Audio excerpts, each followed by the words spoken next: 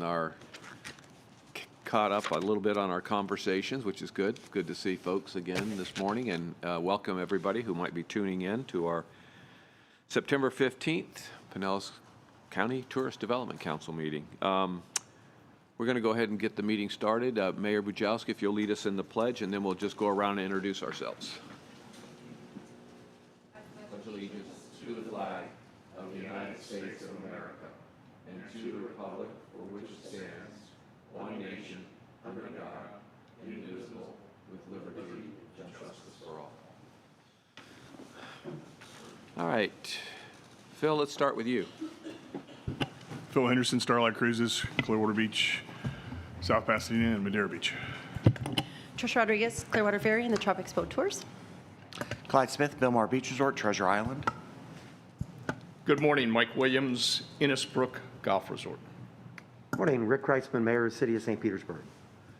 Good morning, Dave Eggers, Pinellas County Chair. Good morning, everyone. Steve Hayes with Visit St. Pete Clearwater. Russ Kimball, Sheraton Sankey, Clearwater Beach. Clearwater Mayor Frank Hibbert. Doreen Moore, good morning, Travel Resort Services, TRS. Julie Ward Bajalski, Mayor of the Great City of Dunedin. Good morning, Jeff Prather, the Birchwood, downtown St. Petersburg. All right, thank you, everybody. And I don't really have any chair comments this morning. I did want to just focus a little bit, and you can go down to 7A, and just thank you all ahead of time for your continued commitment to this group. We've got some capital work, capital programs discussion. We got a joint TDC, BCC meeting, and then we have some elite event discussions, all really important as we kind of get into the coming year. And so we'll be, trying to take on some new things, look at some old things, and see how we want to move forward. But just in advance, I wanted to thank you for making yourselves available for all those meetings, because I know it does take time out of your busy days, but it's really, really important for us here, but also for the County Commission and our businesses and our residents. So again, just a personal thank you. With that said, we have the minutes from August 18th. Do I have a motion for approval, please? So moved. Second. Second for Mike Williams. All in favor, say aye. Aye. Any opposed? Motion carries unanimously. Do we have any public comments? Anybody registered to comment? Nope. Okay, we'll move right on to item 5, which is our fiscal year 22 data review and creative messaging plan. Steve. Thank you, Mr. Chair and members of the council. So I'm excited about this next part because not only are we going to get an update on some of the data and the research of our last quarter visitor, but also look at going forward, and also some information related to an advertising effectiveness study that we just completed as well. But then more importantly, hearing from our creative partners and our staff of our messaging going forward for the first 6 months of this year. Since we have a lot to cover in this, I am not going to delay any further. Our first presentation will be from Destination Analyst and Aaron Francis Cummings, the president. And the last time that we heard from Aaron, we were playing the delayed talk and signal, and it is so great to have her here in person. She's a wealth of knowledge, and I think you guys will get a lot out of the information. So, Erin, welcome. Glad to have you here. Thank you. And yeah, that was not a happy memory, the terrible Zoom issues. It is my absolute pleasure to be here with all of you. Again, I'm Aaron Francis Cummings, President and CEO of Destination Analysts. We are a full-service market research firm serving the travel and hospitality industries with insights into audiences, brand, and marketing performance through our expertly designed research.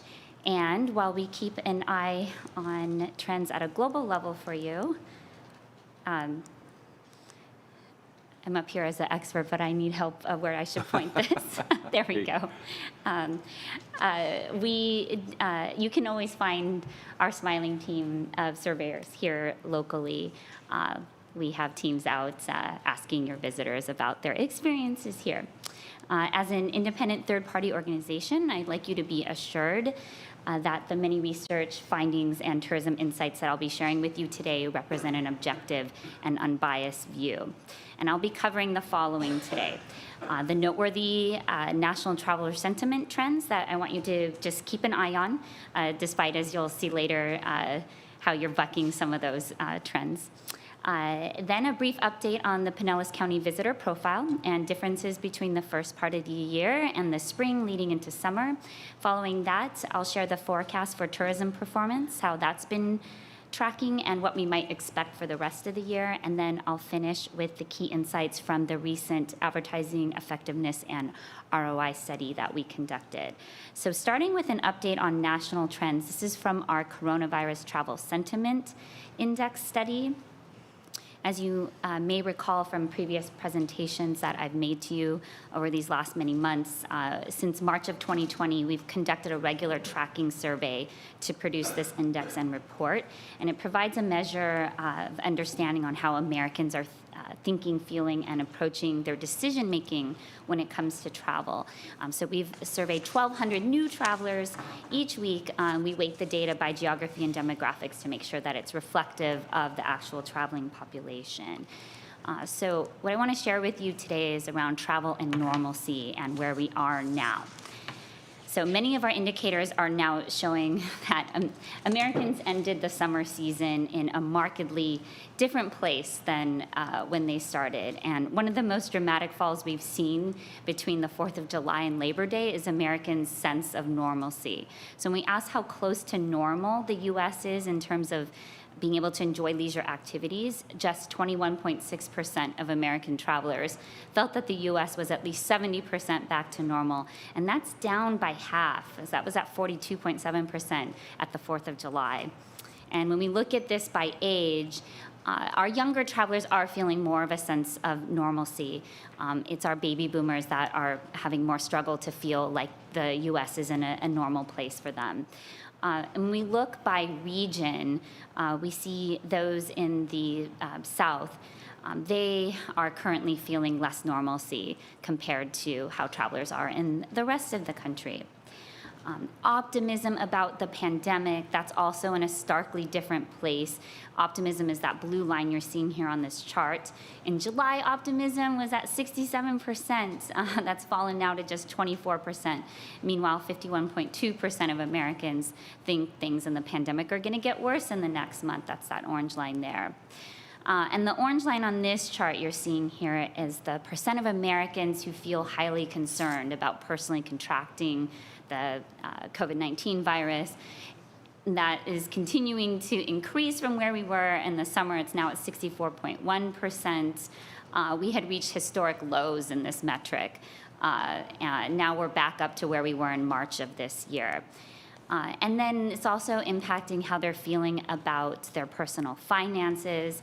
Again, that orange line there, you see that's on the rise at 58.5%, when earlier this summer we had reached historic lows in Americans feeling pinched in their personal financial situation by the pandemic. In this time series chart, it's just showing you the proportion of Americans who feel travel and leisure activities are safe to engage in, and that's that blue line there. So the average safety rating across activities is at 42.7%. And thankfully, Americans, as you see here, they still are seeing travel activities as safe rather than unsafe.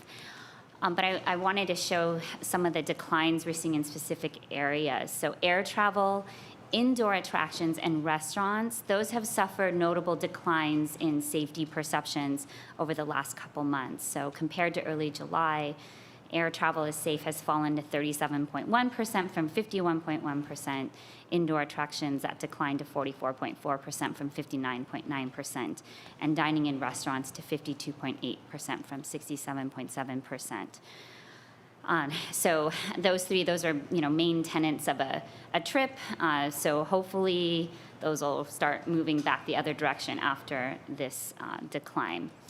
And on that, this is something that went on the decline, but that decline is showing signs of slowing, and that's Americans' confidence in their ability to travel safely. So right now, 41% say they're firmly confident they can travel safely. But that, as you can see on the blue line there, it's down considerably from the early part of the summer. And the primary culprit for this is undoubtedly this Delta variant. 60% of American travelers say the Delta variant situation is making them less interested in traveling right now. But on the positive note, that number has not grown over the last 2 weeks. We still have 27% of American travelers saying they canceled a trip specifically because of Delta variant concerns. Then that rate is held over the last 2 weeks. So hopefully this is the worst of it. A third say they have postponed a trip because of the Delta variant. That's up just a little bit over the last couple weeks. But one thing I did want to make sure you were aware of when we ask in an open-ended format what domestic destinations they most associate with having issues with Delta variant, we are seeing Florida because of the media and other factors. Florida is unfortunately taking the brunt of that association. But Americans' travel state of mind, fortunately, almost 3/4 of Americans say they remain in a ready-to-travel state of mind. But just to illustrate how that has shifted because what is going on right now with the pandemic, this is a word cloud represents the first word that comes to mind when Americans think of travel in July. We see exciting. They were excited. We come to September, we don't see that level of enthusiasm anymore. We fortunately still see good, but it's not at that same level of emotion that it was in early July. So looking at how this may impact the near term, it's just more of a challenge to market travel right now because of this mindset. You can see here on these charts, there's been declines in excitement for getaways they hadn't previously considered, as well as their openness to travel inspiration. But on the plus side, we are a long ways away from where we were even at the beginning of the year. Americans are also feeling less hedonistic about spending. It was like, woo, let's spend 4 months ago. But we asked them now if right now is a good time to spend on travel. Just 36.5% agreed that yes, right now was a good time to spend on travel, and that declined 5 percentage points in the last 2 weeks. And now 30% of Americans actually say they feel it's a bad time to spend on travel right now. So again, just a little bit more difficult to market. And then reporting how many overnight trips they expect to take over the next 3 months. This chart is showing you the percent who say they plan to take at least one of each of these types of trips, from leisure to business to convention. And if we just look over 2 weeks, we see these are all starting to decline. And it's not just the proportion of people traveling overnights declining, but also the volume of trips that they are reporting.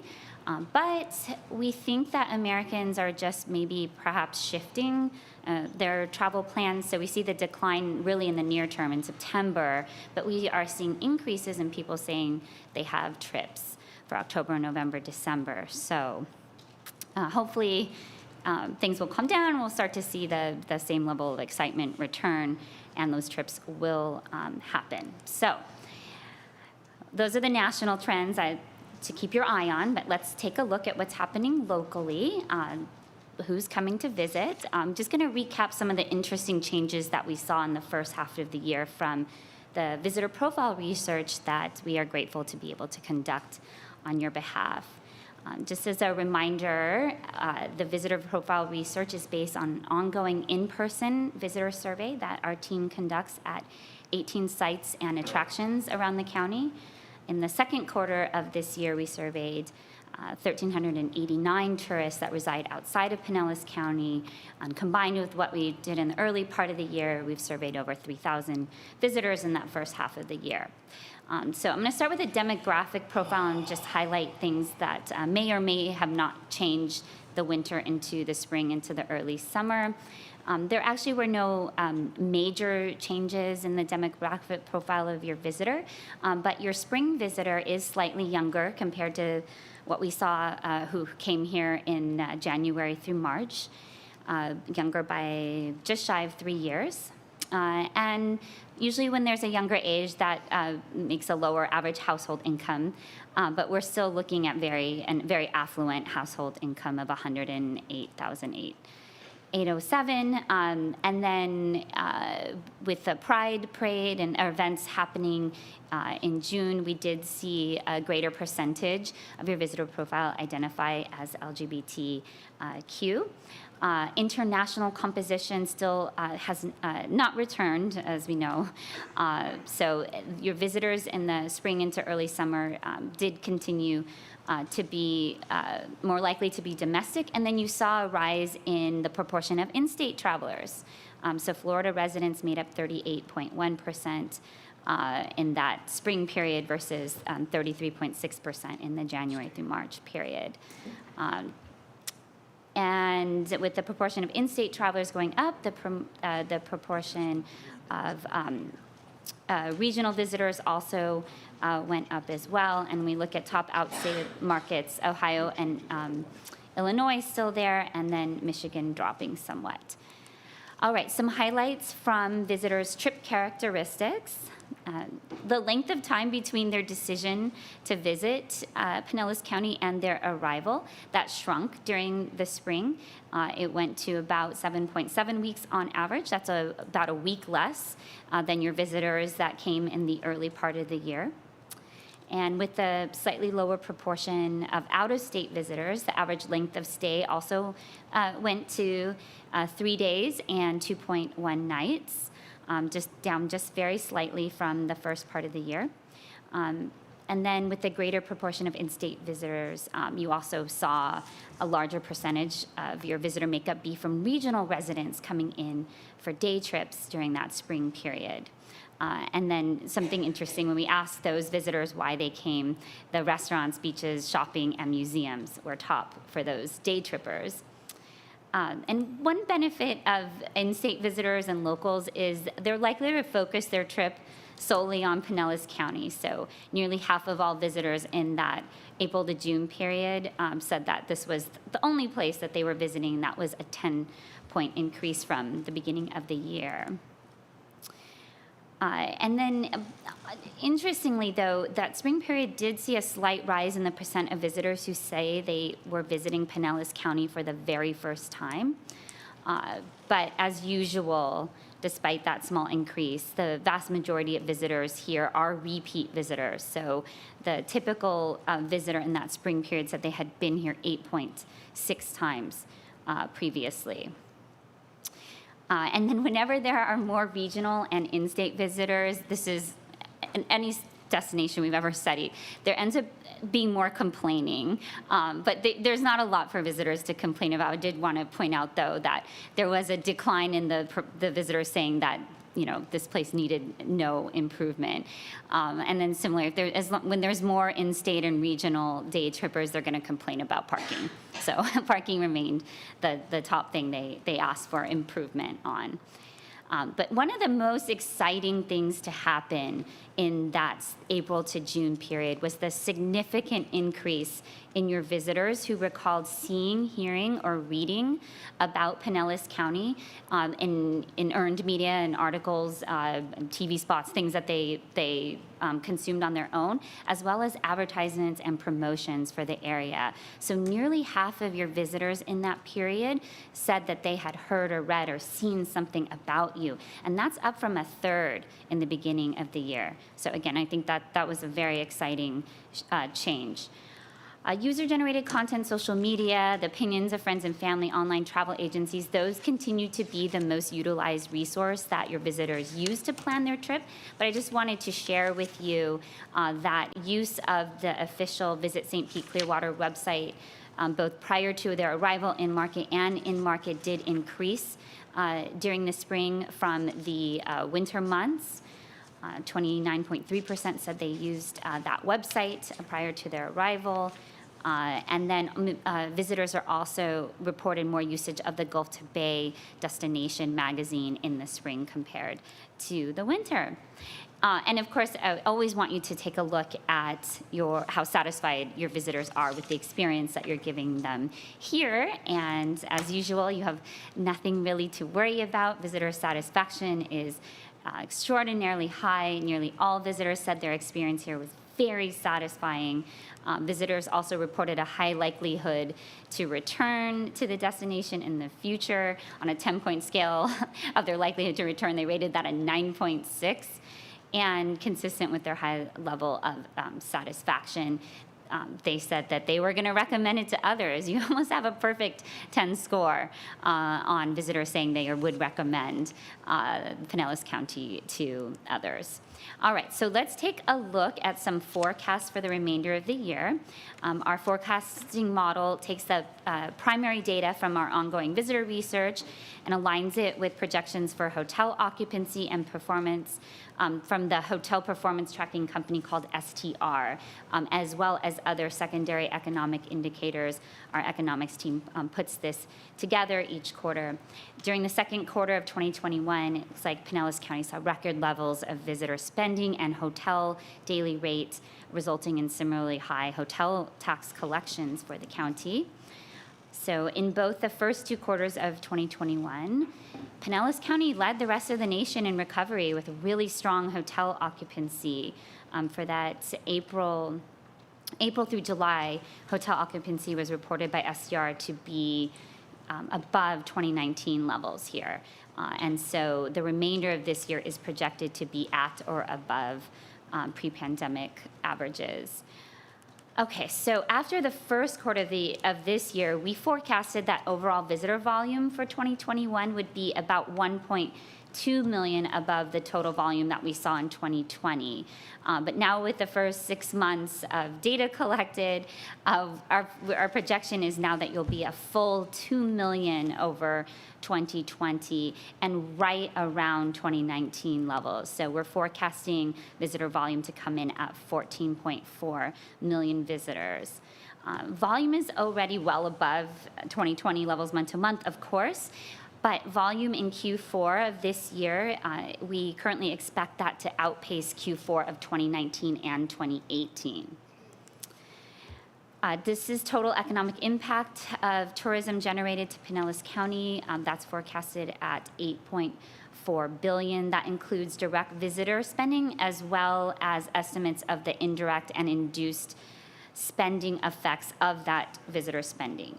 So similar to volume, this forecast is up from what we originally predicted last quarter.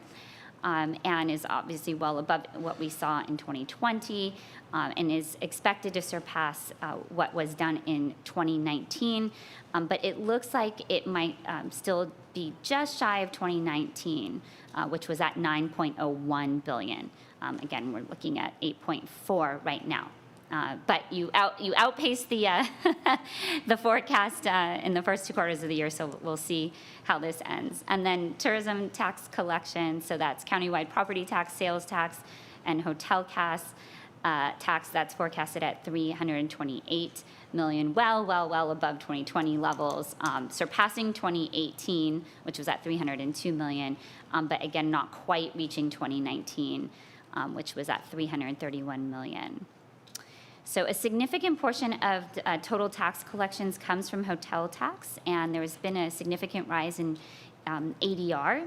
So hotel taxes collected each month since March, we've seen record levels from the last 8 years.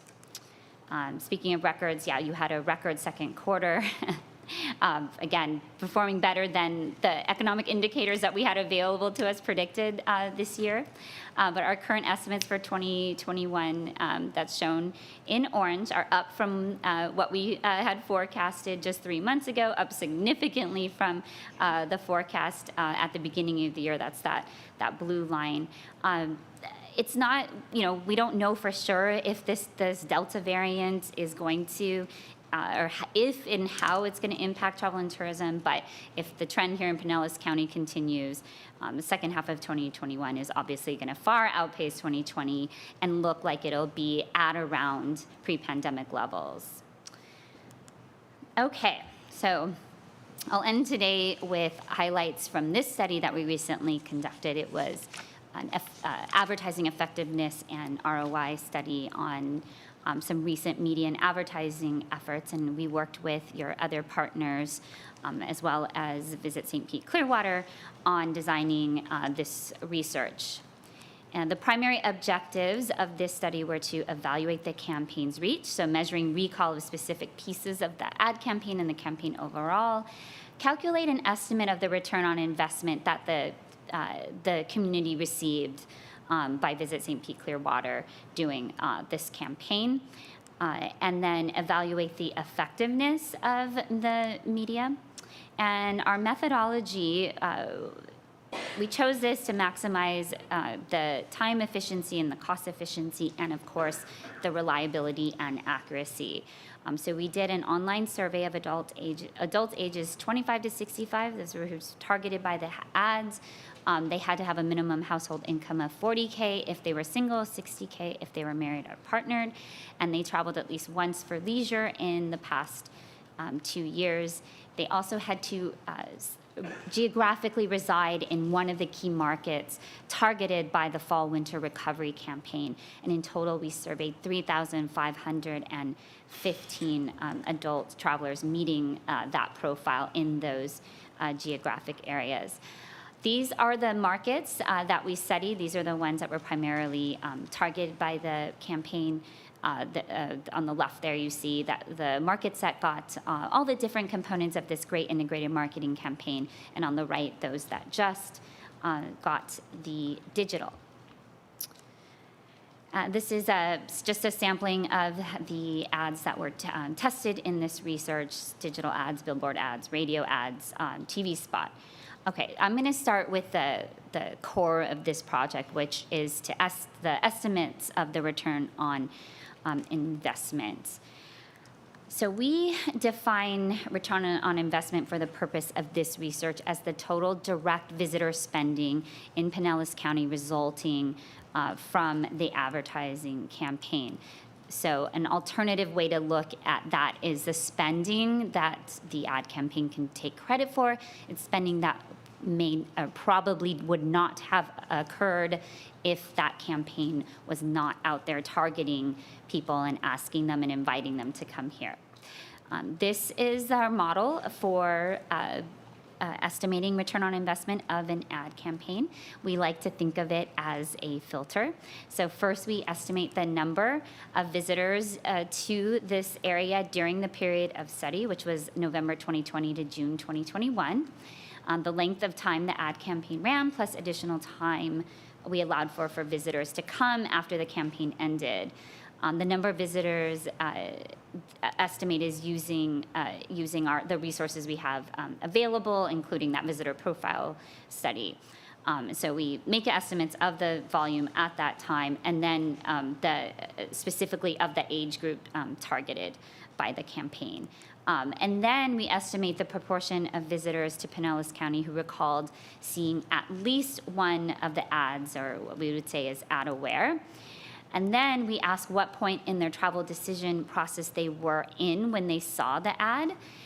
If they had already decided to visit, we don't count them as being someone that could have been influenced by the advertising.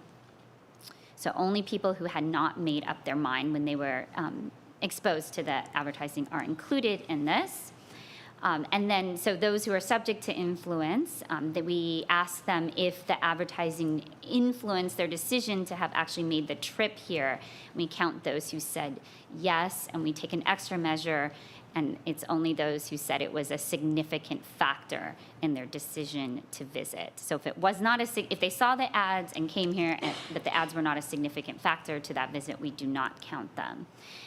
And then that is who we define as the volume of incremental visitors by the campaign. We then look at the average travel party spending of those visitors who were influenced by the ad, looking at their length of stay and their spending, and that gives us the estimated direct visitor spending generated by the advertising campaign. We also run that through what's called the in-plan model, which is a standard in economic estimates in order to get the secondary spending impacts as well, but I'll show you both. Okay, so the total direct visitor spending generated from the recovery ad campaign is estimated at $137.8 million in direct visitor spending. When we apply that using that in-plan model that also looks at secondary and induced effects of that spending, the total economic impact is estimated at $219.7 million. So if we take that down to an ROI metric, looking at the actual dollars that were invested, the overall ROI from that total economic impact comes to 34.62 to 1. If you just want to look at direct visitor spending to the campaign investment, it is $21.72 per dollar spent. The taxes, looking at that visitor spending and the estimated taxes that generated, that came in at $9.3 million, giving you a tax ROI per dollar invested in the campaign of $1.47 to 1. So in summary on these ROI estimates, total investment in the campaign of $6.3 million, $137.8 million in direct visitor spending generated by that campaign, total economic impact, $219.6 million, overall ROI of 34.62 to 1, taxes generated at $9.3 million, and then your tax ROI of $1.47 to $1 invested. All right. 40.9% of the adult travelers fitting that profile in those geographic markets, we were able to recall at least one of those ads in this campaign. That's really a remarkable recall rate. Among the advertising types tested, we have digital. I mean, as you saw, there was more markets targeted by the digital. So that came up on top at 36.9%. But every single media type had a strong recall, and these all working in tandem and in total is what gives you that recall rate of 40.9%. So I want to make sure that there's not too much focus on the performance of the individual media, but in total, 40.9% on the campaign. All right, so I'm going to take you through some key findings from this survey that contributed to the success of it and in its return on investment to the community here. So these are among the travelers surveyed, those that had taken a leisure trip in the past 6 months. 12% of them said they had come to Pinellas County. Just for some competitive information, the Pinellas County, St. Pete, Clearwater area came in 12th amongst this heavy hitter set of potential competitors. But not too far behind. We have Miami on top at 19.8% and Florida Panhandle at 16.6%. And the ad campaign was clearly influential in the decision to visit St. Pete Clearwater amongst those who were exposed to it and did come here. Among recent visitors who recalled at least one ad, 9 in 10 of them said that the ad did influence their ultimate decision to visit here. And of this group, over 40% said that they were at an influential decision-making point when they saw or heard that advertising. So the advertising was effective at reaching people who had not yet made the decision to visit and were thus potentially convertible. And then 93.7% of that group said the ads were important or very important to their decision to ultimately come here. And then, as I showed you in that model, that's important to us in these estimates because that's who we allowed to be counted as someone that the campaign actually influenced and can take credit for. And just some highlights from that group of travelers that did come here. They came 2.4 times in the last 6 months, staying 3.6 days and 3.2 nights, primarily staying in a hotel, 61.6%.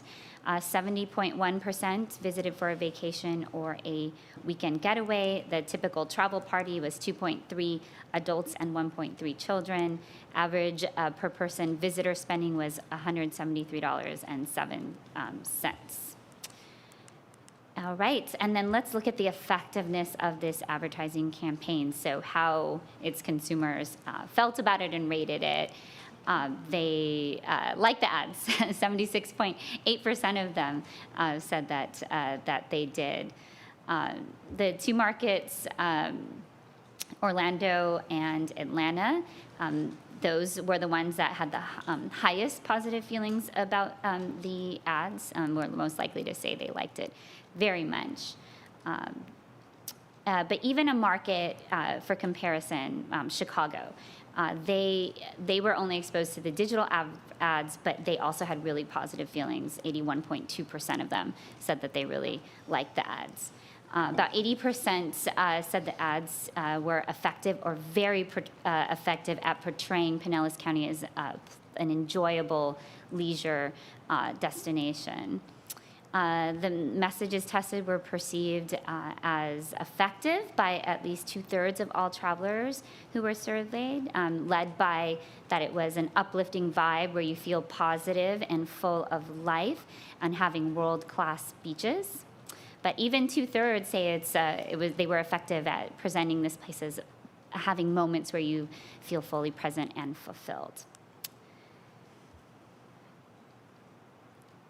So this was a set of statements about the ads. We asked the survey respondents to rate their level of agreement using a 5-point scale from strongly agree to strongly disagree. 2/3 or more agreed the ads will inspire them to research pricing and also learn more about things to do in the destination. More than half agreed that it inspired them to book a trip, 56.6% saying that. And well over half said the ads made them more likely to visit this area in the next year. And then just over 1/3 said that the ads didn't impact them. But the positive here is that almost 60% said that it impacted their likelihood to come visit this area. And finally, we'll look at how it positioned the area as an ideal fit for the travelers that you want to have come here. So very early in the survey, we asked the respondents this question. Based on your current perceptions, to what degree is a vacation or getaway in St. Pete, Clearwater, Florida, an ideal fit for you, who you are as a traveler? And we have them use a scale from 1 to 10, where 1 represents not a fit in any way and 10 represents a perfect fit. And 56.5% gave it a score of 8 to 10 or gave the area a score of 8 to 10 as being a place that they felt was an ideal fit for them. But later on in the survey, after they had reviewed the ads so we could look at their recall and have them evaluate it, we asked them this question, a similar question again. So, and after seeing the ads, we see that jump up to 62.2%, increasing the mean scores of the ads looking like portraying the place as somewhere that was an ideal fit for them, almost by half a point there. So, in summary, the campaign generated an estimated $219.7 million in economic impact. Your overall ROI of 35 to 1. It was very effective in depicting the key pillars of the brand that you're promoting here. And it's also, the campaign inspired action, most notably in learning more about what Pinellas County has to offer. And with that, I think I've spoken enough about research, so thank you. And I look forward to being here again with you. Wow. I'm sure that that presentation generated some thoughts and comments around, so if you don't mind taking a few of those. Mayor Bujalski? Thank you, Mr. Chairman. Thank you for the Speak a little closer to the, so we can hear you. Thank you for the presentation. Just a quick question, a couple of quick questions. I was looking, we had gotten some backup for this, and I couldn't find it. Maybe I'm just missing it. I was looking for the breakdown. You showed us like the total tax that had been collected and through the year and what you were projecting. And then I think you did break down the hotel tax. I was looking for the breakdown of the property and sales tax. Is that in here somewhere? It should be in there somewhere. Okay. Yes. The That's- breakdown between the three? Yes. Okay. Because the property taxes are definitely a component of what we look at for tourism economic. And how are you looking at property taxes as it relates to this? I mean, are you just looking at the overall, what the county has collected in property tax? Yes. As compared to the previous year or whatever? Yes, and I know specifically what a lodging property pays in taxes. I know that's a big component that goes part of the economic impact estimates. Okay, so you're just looking at hotels? No, sorry, that I just know that's one of the biggest. Okay, gotcha. Yes. All right, so I can find that breakdown in here because I just couldn't find it. So maybe somebody can tell me what page it's on because I just went through it all and couldn't Yes, find it. I will find it for you. Okay, and then the other question, and again, I'm not sure what page it's on, but it was discussing where people wanted to visit, right? At what they thought about the places they wanted to visit and where we landed in that mix. And I was also, you were comparing us to other areas, like in the southeast. I'm curious, is Asheville in any of that mix? Because I didn't see Asheville portrayed, and or are you only looking at beach communities? It depends on the research project. If it was for the advertising study, we may have just been looking at competitors here in the southeast, but we also track that for you nationally. So yes, I can send you a graph to see where you show up compared to Asheville and other. Well, I do think even similar though they don't have a destinations. beach, I do think there's a lot of similarities in our demographics and people that go there for certain parts of our county. So that's why I was asking. Yeah, certainly. I'm glad you brought that up because it is, I always tells me it is very competitive out there. Right. And so you need to be looking, not just around here, but Yeah. everywhere. I mean, fortunately with COVID, I used to have to say you're competing with the whole world. That's brought it down a bit. But you absolutely need to be looking at that, and we have that data for you on a national level, Okay. which we can then break down by however you want to That'd be see great. it. I'd love to see that. Yeah. All right, thank you. Of course, yes. Mayor Hibbert?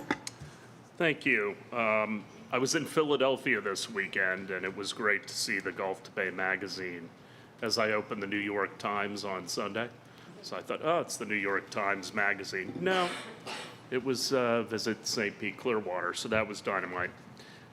Let me ask you, is there, these opinions on travel swing pretty violently depending on media? Is there a fickleness factor that you have? I mean, where people's opinions change radically? And also, do we ever look at when you're polling people vaccinated versus the unvaccinated? Yes.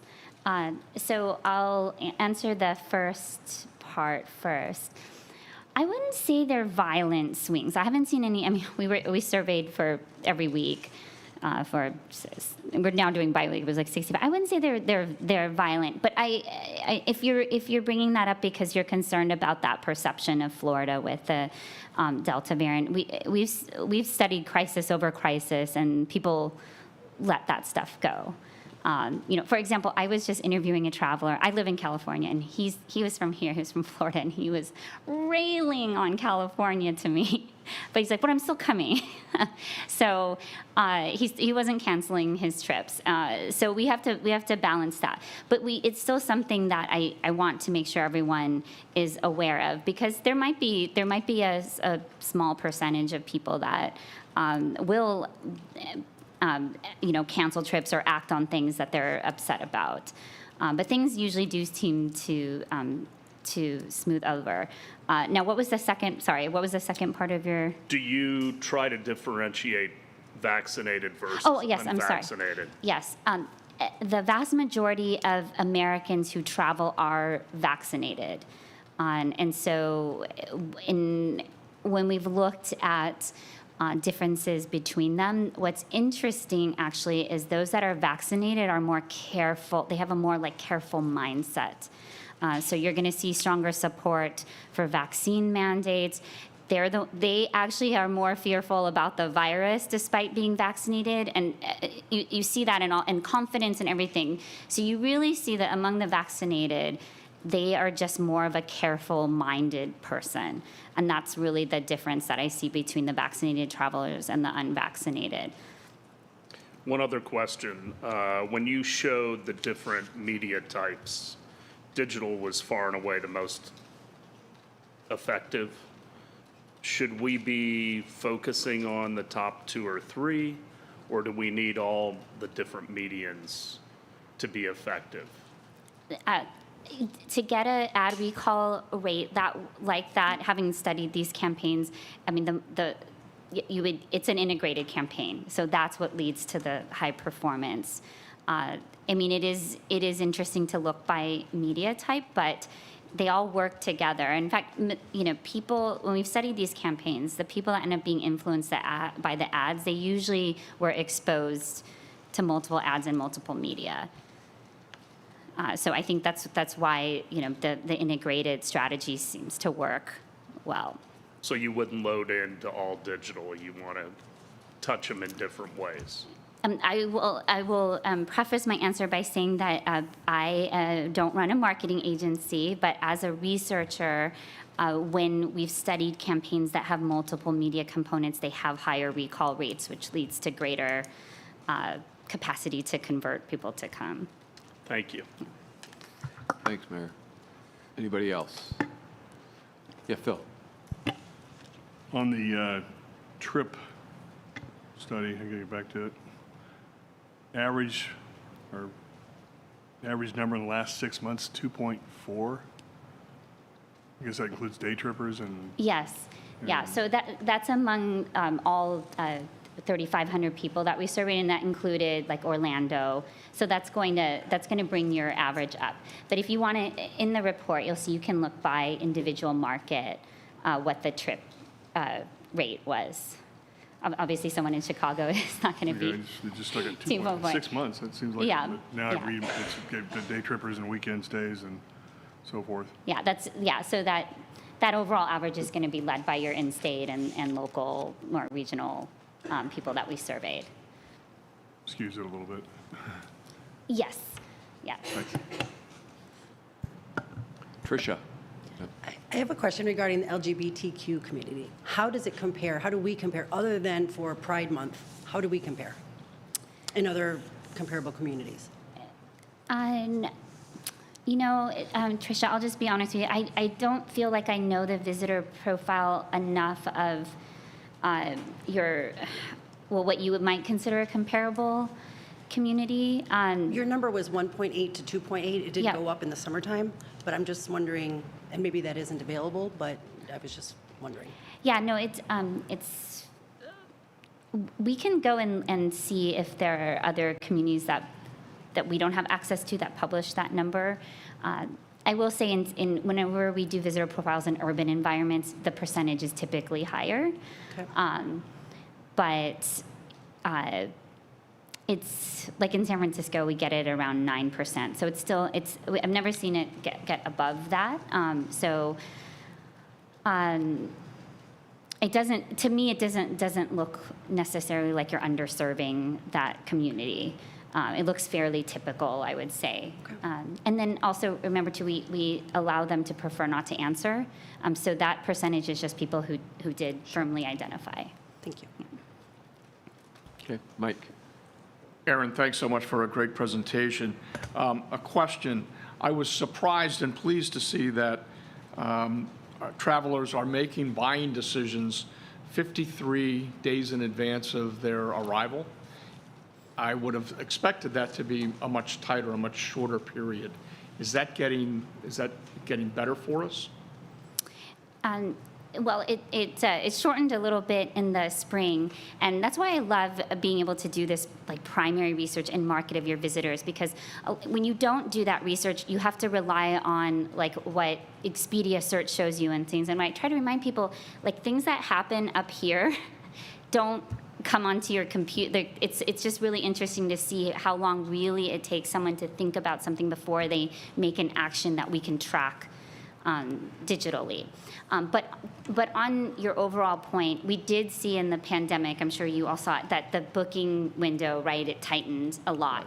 And when we last asked in our national survey about that, Americans did say they were probably going to hold on to that shorter booking window as a result of COVID, because a lot of factors, right? It became easier to cancel. They were, afraid of things that might come up.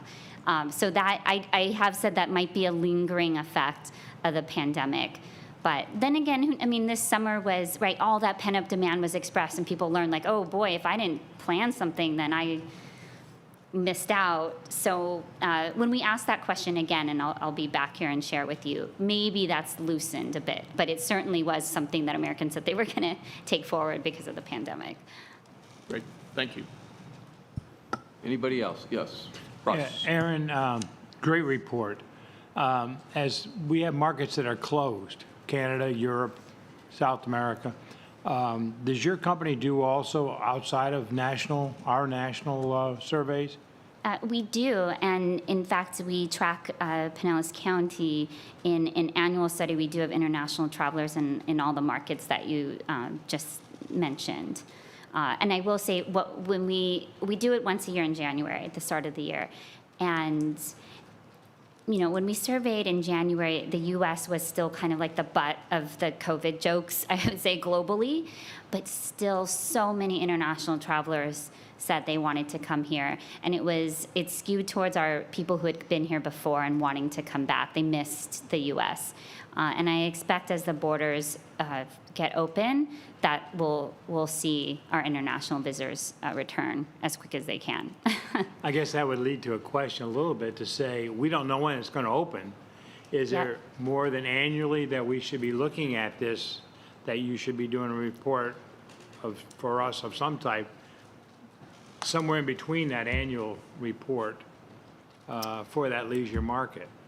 Yes, I would love to. I've been talking to the U.S. Travel Association about that. And it's just a matter of them being able to get the partners involved to be able to do it, because unfortunately it does cost money to survey in all those markets. Okay. And do you do meetings and convention business? Yes, we also, and that's also research that we have. We do annual surveys of, more than annual surveys of meeting planners. More than annual? Yes. We actually have one coming up. We're going to survey meeting planners at the start of October. So again, next time I'm back here, I'll have more for you on that. Good. And we have tracked Pinellas County as a meetings brand in that research. Thank you.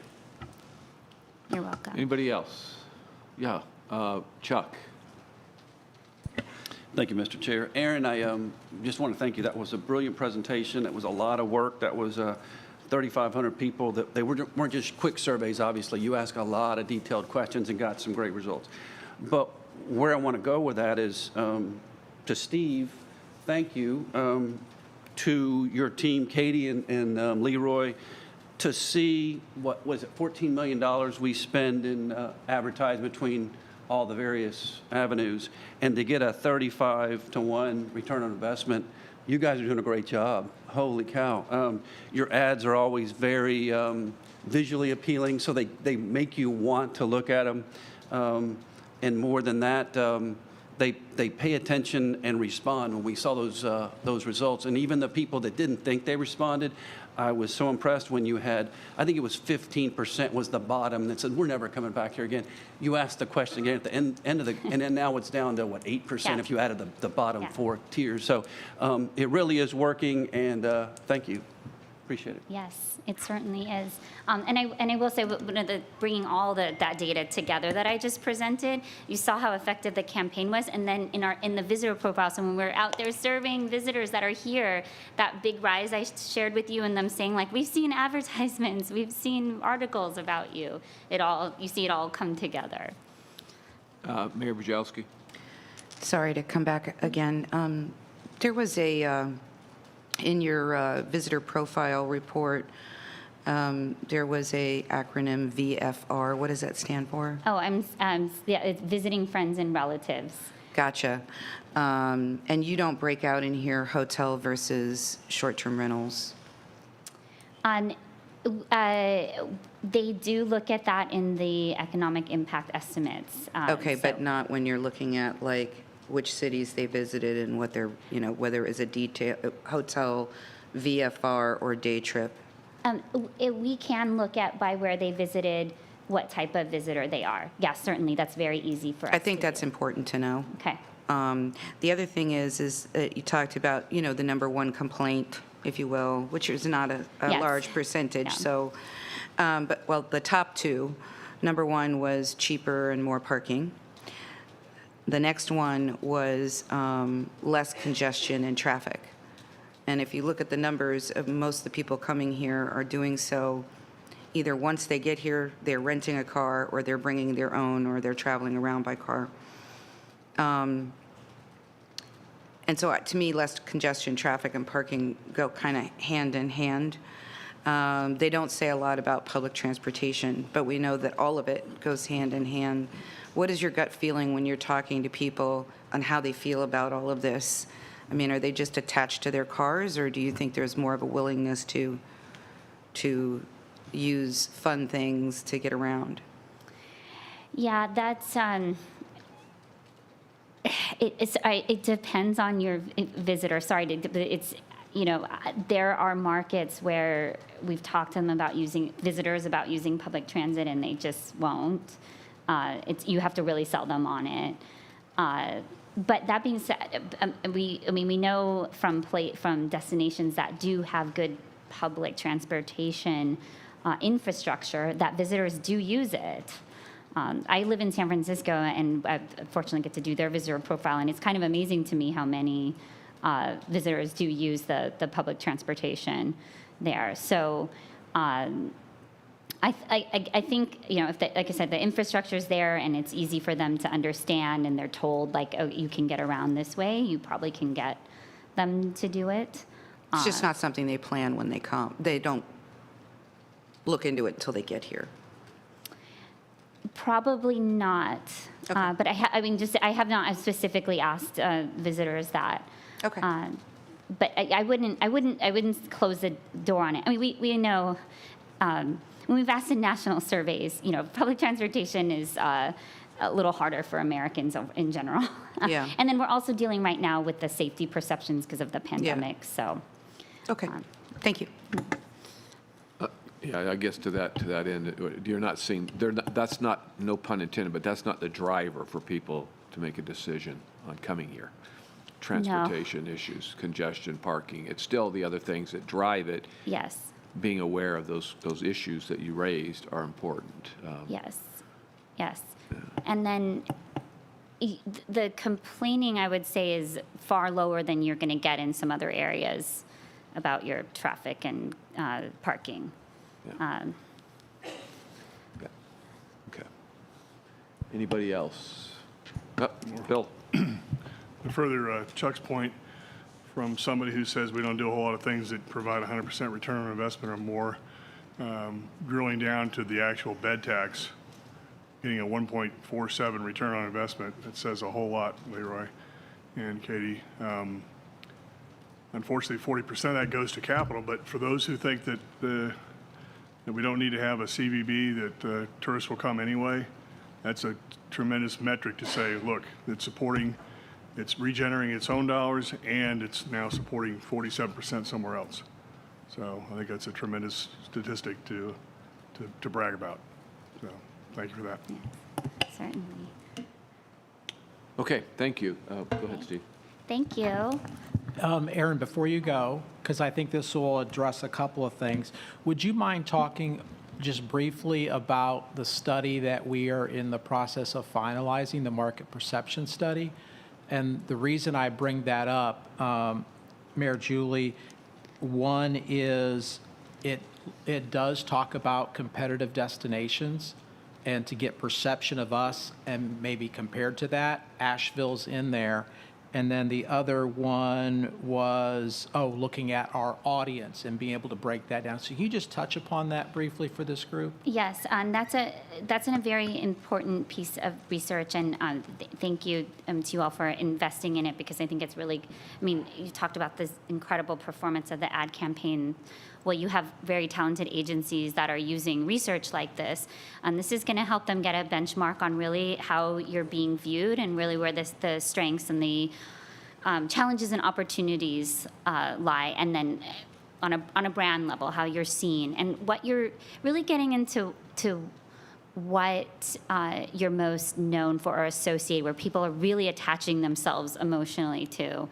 And then for things that you want to start bringing up into your brand, what's going to get them to, again, start emotionally attaching to those things. And then also getting, we're going to collect a lot of data, so getting into the different types of segments and what's going to be most effective with them and what's going to get them to stay here longer and spend more. That's what the research that Steve just cited is really going to contribute to. And so the next time I'm back up here, after that research is done, the campaign is done, you'll have a likely even better tax return on investment. Can I add something to, if you're going to continue to do these different studies? I think it would be really important, and especially given the fact that Visit St. Clearwater has invested in, capital improvements, especially for spring training. I think next year when we're, the February, March timeframe, it would be really important to kind of do some specialized research on that. I know we do arts and culture and we do other things that we've invested in, but I do think that we've invested heavy dollars in those things. So I think having some specialized research on if people are traveling here for that and monitoring it and having something to compare to year after year would be important. Yeah, Mayor, thank you for that note. And actually, when we have our workshop on capital, one of the things that we've brought up is looking at the RFP for the company to evaluate the different capital programs. One of the things is the evaluation after the fact. So in other words, there's an evaluation up front that says, this is what we think is going to happen if you build this. But what actually happens 2 years later, or maybe 5 years later, so that you can again show the actual effect from that. So yes, that's on our radar.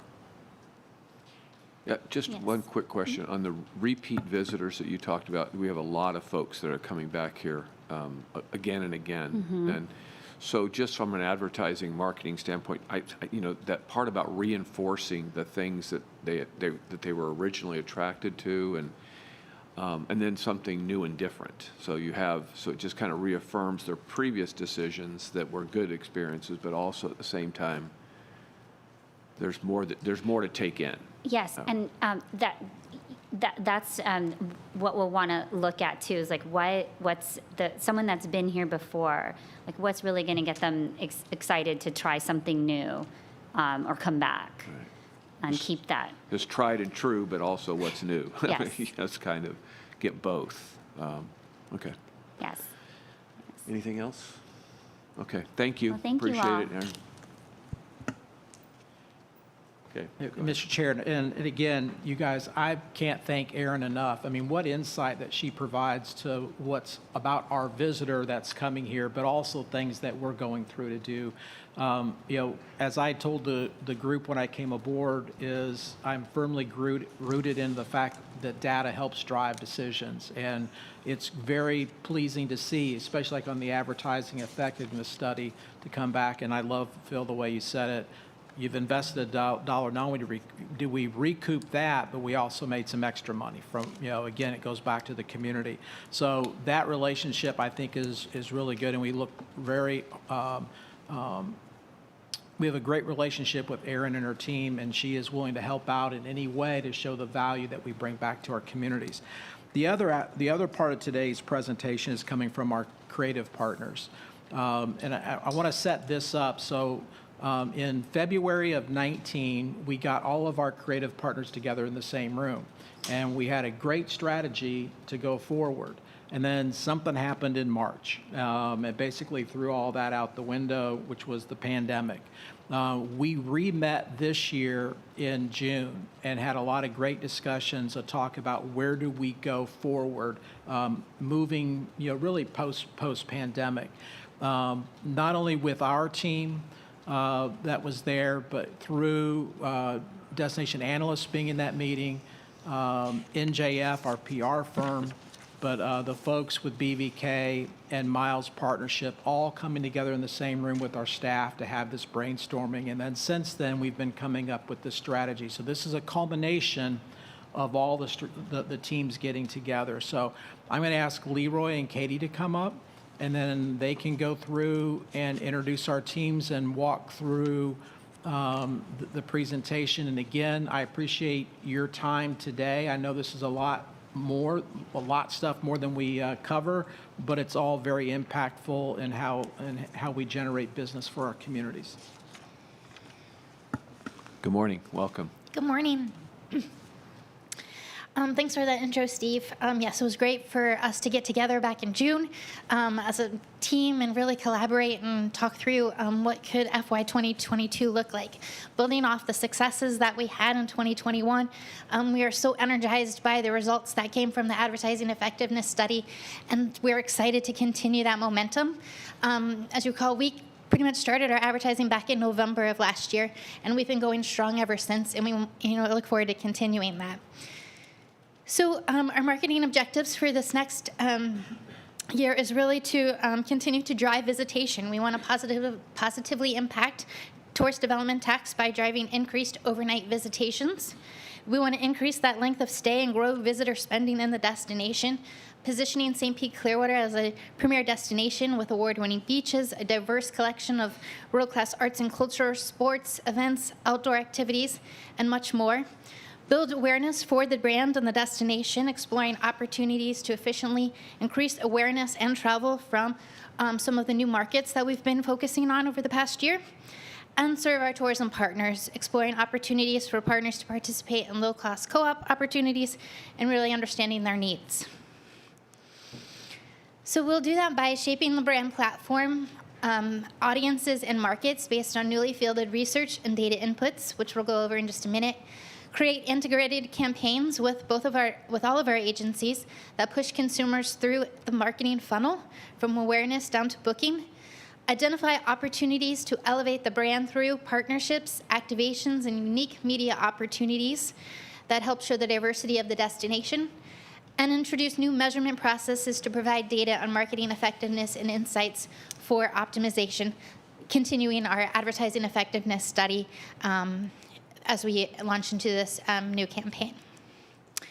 So when we look together as a team to determine what media we're going to purchase for the coming year, we obviously look at our research and our data tools. And then we look at, with that, determining what are those markets that we want to focus on. What are the target audience from those core and some of the developmental audiences that have come into light. And then also considering those timing considerations, taking note of the booking window and when our need periods are. And then we develop the media plan recommendations. So we use a myriad of data tools to help inform our decisions and our recommendations. Some of those you might be familiar with because Destination Analysts. We use the research that they provide from the advertising effectiveness. We're excited about this new, the brand market perception study it's completed now, and we'll be getting results here in the next month or so.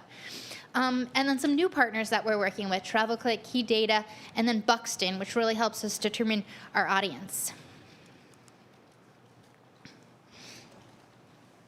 Thank you, Katie. I'm going to run through some of the target market discussion and strategy that we've looked at to help build this plan. And we really bucketed into two different categories. One, developmental markets, and two, maintenance markets. And really important to understand that developmental markets are generally, they're all going to be less familiar with us. They're going to be out of state. They are key markets for our destination, but we really have to do more work there to drive somebody to hear about us, to know about us, and to visit. So, developmental, sure, think of it as out of state. In market or in state, maintenance markets, the Orlandos of the world, hugely important for us. We cannot not market there. We need to be there because it's driving a lot of visitation, but it takes a little less. They're very familiar with us. They know us. High repeat visitation. So you're going to see those markets bucketed that way. And obviously, making sure that we're reaching those very important markets with a highly integrated marketing approach. And also knowing that we can layer digital, social, and PR over many, many more secondary markets than we can traditional advertising from a cost perspective. So we're not necessarily going to lose, reaching somebody in the Northeast, for instance, if they're not one of our key developmental markets. So really under the hood here, not the prettiest chart, but I think it really helps understand the evaluation we're doing from a developmental market perspective. We're not just throwing darts at a map, okay? We look at our key markets from a number of perspectives. Visitation, who's actually showing up, that change year over year, who's visiting our website, their length of stay, and the ADR. And we look at all of those categories through the lens of where the visitor is coming from. And we grade that out through a market model index. You can see we've got some circles around markets who index higher. And you're going to see those markets repeated throughout this conversation and where we're going to be. A lot of them aren't a surprise. Many of you, all of you in the tourism industry, knowing, again, developmental markets, we're talking out of state where the majority of our visitors are coming from. Indianapolis, Atlanta, Cincinnati, Chicago, Nashville, and Columbus are those markets that pop when we do this evaluation. And you can see also, no surprise, they are served with nonstop flights by both of our airports in some form or fashion. From a maintenance market evaluation, again, we would love to be everywhere. The bottom line is we can't, right, from an expenditure standpoint. So we need to make sure where can we be the most effective. So in-state, again, these are going to be the markets that rise to the top for us based on the market model index. Orlando, Fort Myers, Naples, and Jacksonville. And so this is kind of that distilled down into one chart. Okay, when we look at running all of our marketing, integrated marketing approach, traditional advertising from TV and radio to outdoor to digital, social PR, this is where you're not really going to be able to move without hearing about St. Pete Clearwater. Key out-of-state markets, again, really doubling down in the Midwest, which is where we've seen a shift pre-pandemic, through the pandemic, and continued since, and in-state markets as well. Important to note, and I kind of touched on this a little bit already, it doesn't mean that we're not in east of the Mississippi in these other markets. We are. And we're there in a big way on a digital front. Steve mentioned NJF from a public relations front and from a social media front. So important to note that while our key developmental markets are the blue, we are still hitting those secondary key developmental markets, the yellow, and entirely east of the Mississippi. If you meet our targeting criteria, you're going to get our message from a digital standpoint. Wanted to touch on international before we get too much farther away from markets, and Mr. Kimball brought up international. We're still obviously monitoring very closely. And this plan you're going to see is entirely domestic because we still just don't know timing for our international markets because of borders. Just at Florida Governors Conference last week, Chris Thompson, Roger Dow spoke about, with Brand USA and U.S. Travel, spoke about the pent-up demand that they both very much expect from those markets once the borders open, but that's still very TBD. Worth noting, we are still very much working with Brand USA, U.S. Travel, Visit Florida, and both of our airports. Active partnerships with Swoop through PIE into Toronto, and conversations with a TPA on some other international flight developments. So stay tuned for that. And those contract processes are still in place. They are still in place, and RFPs are being worked through at the moment. So primary international markets, we don't see that shifting from what it was pre-pandemic, but what we're exactly doing and when in those markets is a giant question mark still. Never thought I would say that 12 months ago, right? We were kind of like, okay, any day now, but that's where we're at from an international perspective. So then we look at the audience that we'll be targeting with our media. So using the research that we have from Destination Analysts and MRI, we're able to develop our leisure core audience. And so with our advertising, we're going after adults aged 25 to 65 with 100,000 plus household income. They have the likelihood to travel to Florida on vacation, an interest in beach vacations plus arts and culture, and they index high on vibrancy factors. And so that's our brand promise. And so we can put in these different filters when we are building out our media plan. So they feel that life should be as much fun as possible. They seek out variety in everyday life. They like to explore and learn about new things and have stimulating experiences, so that we know we're going after an audience that has an interest in St. Pete Clearwater and the things that we can offer for a vacation destination. And so through MRI, MRI runs one of the biggest consumer surveys each year. It helps brands understand the media consumption habits of their customers. And so we input who we're going after to determine what are those heaviest media consumption habits of our leisure core audience. And we know that 12% of our audience, 12% are more likely than the national average to read print magazines. They have 18% more likely than the national average to listen to radio, 18% more likely than national average to experience out-of-home and digital billboards, and they're 20% more likely than the national average to be on computers and use digital. Television is below average for overall consumption, but it is above average for specific programming and cable networks. And so that's where we will be targeting our TV. And then this year, we really wanted to put a focus on our arts audience. We know that we have a lot to offer in that area, and so we worked with Destination Analysts they did a survey on arts enthusiasts, and we know that they're more likely than the general audience to learn about destinations, travel. They take in the same media that we're putting out there from our core leisure audience, which is heavy travel, lifestyle, magazine readers, social media users, and they align with our persona. They desire memorable, fun destinations and want to visit a unique destination with lots of energy. So we know that the arts audience mixes really well with our core brand audience, but we want to really have a strong arts marketing strategy, really driving that unique visitor that is that arts enthusiast. Like I said, we have many new additions with the just opened the American Arts and Crafts Movement, Fairgrounds in St. Pete, and then some other great museums, from the Dolly to the Imagine to the James Museum, and a lot of other museums throughout the county. So with our advertising and our creative, we want to position St. Pete Clearwater as a must-see arts destination.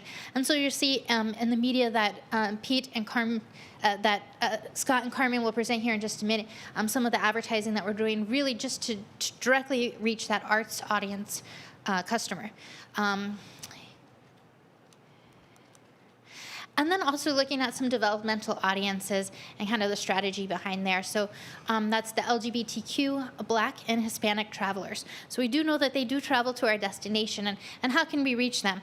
So really wanting to expand our content, include diversity in our communications, our messaging, and our imagery, create content and connection points to relevant experience and businesses in the destination, and identify highly targeted, relevant tactics to reach audiences in meaningful ways by geography through print, SEM, long-form digital native content, website content through our new website experience, and then also some experiential and activations. I'm working with some radio personalities in markets to really emphasize how diverse we are as a destination. Thank you, Katie. And then I'll wrap us up on the strategy piece, just talking about timing. What does this look like from a timing perspective? Katie mentioned length of stay. Mr. Williams, you asked about length of stay, and that is a huge factor into when we want to be in market. If you're really talking about driving visitation in January, February, we need to be out in October, November, right? So we understand that. And so this is just kind of a 30,000-foot overview of what this 6 months plays out from a timing perspective.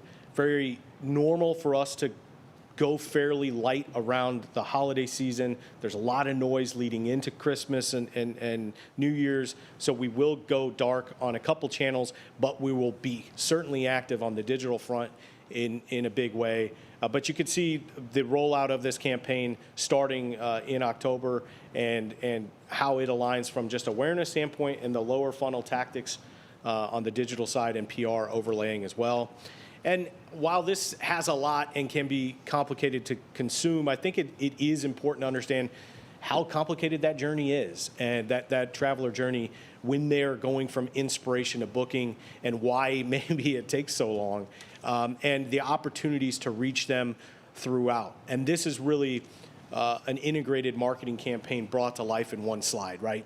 The opportunity to reach them as many times as possible with digital, but then hitting them again and again with a TV ad, with a print ad, and then some of our experiential in-market opportunities as well. So this timing, taking into consideration this complex journey, and helps us formulate exactly how the media is built in this plan that you're about to see. So without further ado, we'll introduce Carmen Boyce and Scott Bacon. Carmen Boyce is going to present what I would kind of call our traditional marketing approach. She's with BVK. She's a vice president and our account director with BVK. And then Scott Bacon is account director with Miles Partnership. They're going to drive us home here and really take you through the nitty gritty, the tactics. There's the strategy. This is the plan brought to life. So, Carmen.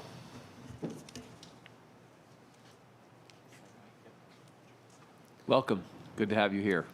Thank you. Thank you. I'm very happy to be here today. Thanks for including us. This is exciting programs that we get to share. And I do want to note there are lots of folks that aren't here today to help represent all the hard work that they've been doing. Both of us have teams back at the office that have really contributed to that, from our media planners and brand strategists that have really helped us get to this point today.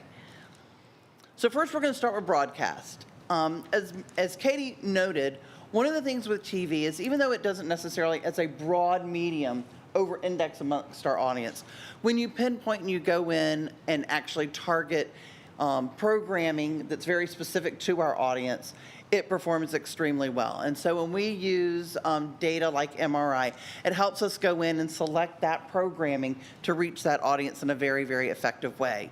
So what we're looking to do is we do have our plan broken out with broadcast, specifically going into our developmental markets. It's very important for them to see the visuals, to really see what we're all about. We're going to be in these markets from October to November, and as Leroy indicated, we're going to give a pause in December and then come back in from January to March. And what's lovely is we'll have this two-flighted with radio. So again, to a lot more impact. It'll be integrated with other tactics. Some of the networks that we're going to be looking at, again, index high with our audience. We're going to be running cable because it is a very efficient vehicle for us in our most expensive markets of Chicago and Atlanta. And then when we come to arts, we are very specifically going to select programming that's great, highly targeted to that audience. So we're going to be looking at PBS and BET for our Black travelers. When it comes to radio, we will be doing broadcast radio. Again, it very nicely complements what we'll be doing with television. We'll be going into our developmental markets, flighted the same weeks as I mentioned before. We'll be doing 30-second spots. And one thing that I really want to talk about with radio briefly is it's not just about running our spots. It is also about all the extra things that we can negotiate on your behalf and bring as value and attention to the destination. So we'll be looking at a lot of promotional opportunities, a lot of DJ endorsements. We know that DJs are some of the very first influencers that are out there, and they have such a rich relationship with their listeners. And so we want to be able to leverage that on our behalf to promote our destination. So that's one of the lovely things that radio can bring to our plan. For some of the formats that we're looking at, Obviously, we're going to be looking at formats that index high for our consumer travel core audience, but also very specifically looking at these developmental audiences like Spanish and Black travelers and arts and culture, and very specifically pinpointing programming like NPR, Spanish in language particular programming, and urban contemporary stations to reach these audiences. For out of home, we love out of home. It's a great reminder vehicle. It allows for us to, in a couple of ways, get a lot of messaging out there that's very, very visually arresting. So we will have a strong presence with our digital billboards. And I do want to take a quick note. With our billboards, we do have a heavy presence in digital. We are going to start going into other vehicles that you'll see in just a minute, but we like digital for a couple of reasons. It allows for us to have a variety of creative, so it allows for us to specifically reach our different audiences. We can zip code target this so that if we know that we're going to be in an area that has a heavy concentration of Black travelers or Hispanic, we can make sure that we have visuals on there that are more meaningful for that audience, which is great. It gives us a lot of flexibility. Also, if we have any kind of downturn with COVID, let's just knock on wood, hopefully that we don't, we can change our messaging on digital very quickly. We can pause it, we can change it so it allows for us to address the situation that's going on. So once again, targeting stays the same. We're looking at zip codes, high index households, and obviously supports what we're doing with radio and television. New this year, we're looking at doing something where we're going to wrap some vehicles. This is a great opportunity. These vehicles can be very specifically hyper-targeted down to zips that are high indexing areas for us. So these will be cars like Grubhub and Uber Eats and Uber and so forth, and it will really allow us an opportunity to get our visual messaging in front of our audiences very specifically where we want to be. We don't have to wait for them to find us. We're going to find them. Additionally, there's some opportunities to do some promotions in the vehicles. So we're working with our vendors to even extend inside the vehicles so that we can have other promotional elements communicated to the rider outside of just what everyone sees on the outside. And these will be in our core developmental markets. Two other elements this year. We're going into Chicago. We have not been in Chicago in a while. We're going to go back into Chicago. This is a great market for us, and two elements that we're looking at here are urban panels and the L train. So for those of you, I'm sure, that are all familiar with Chicago, the urban panels are great. Not only do they get people that are subway riders, but they're also highly visible for people on the streets and people that are driving in downtown Chicago. We're going to be running this for four 4-week periods. It supports all of our extensions. We can rotate creative in there so that we can talk beach, we can talk arts, and then we're going to complement that with the L train wraps. So we've been able to negotiate 4 of the L train car wraps. And if you're not familiar with the L train, it goes from downtown out to O'Hare.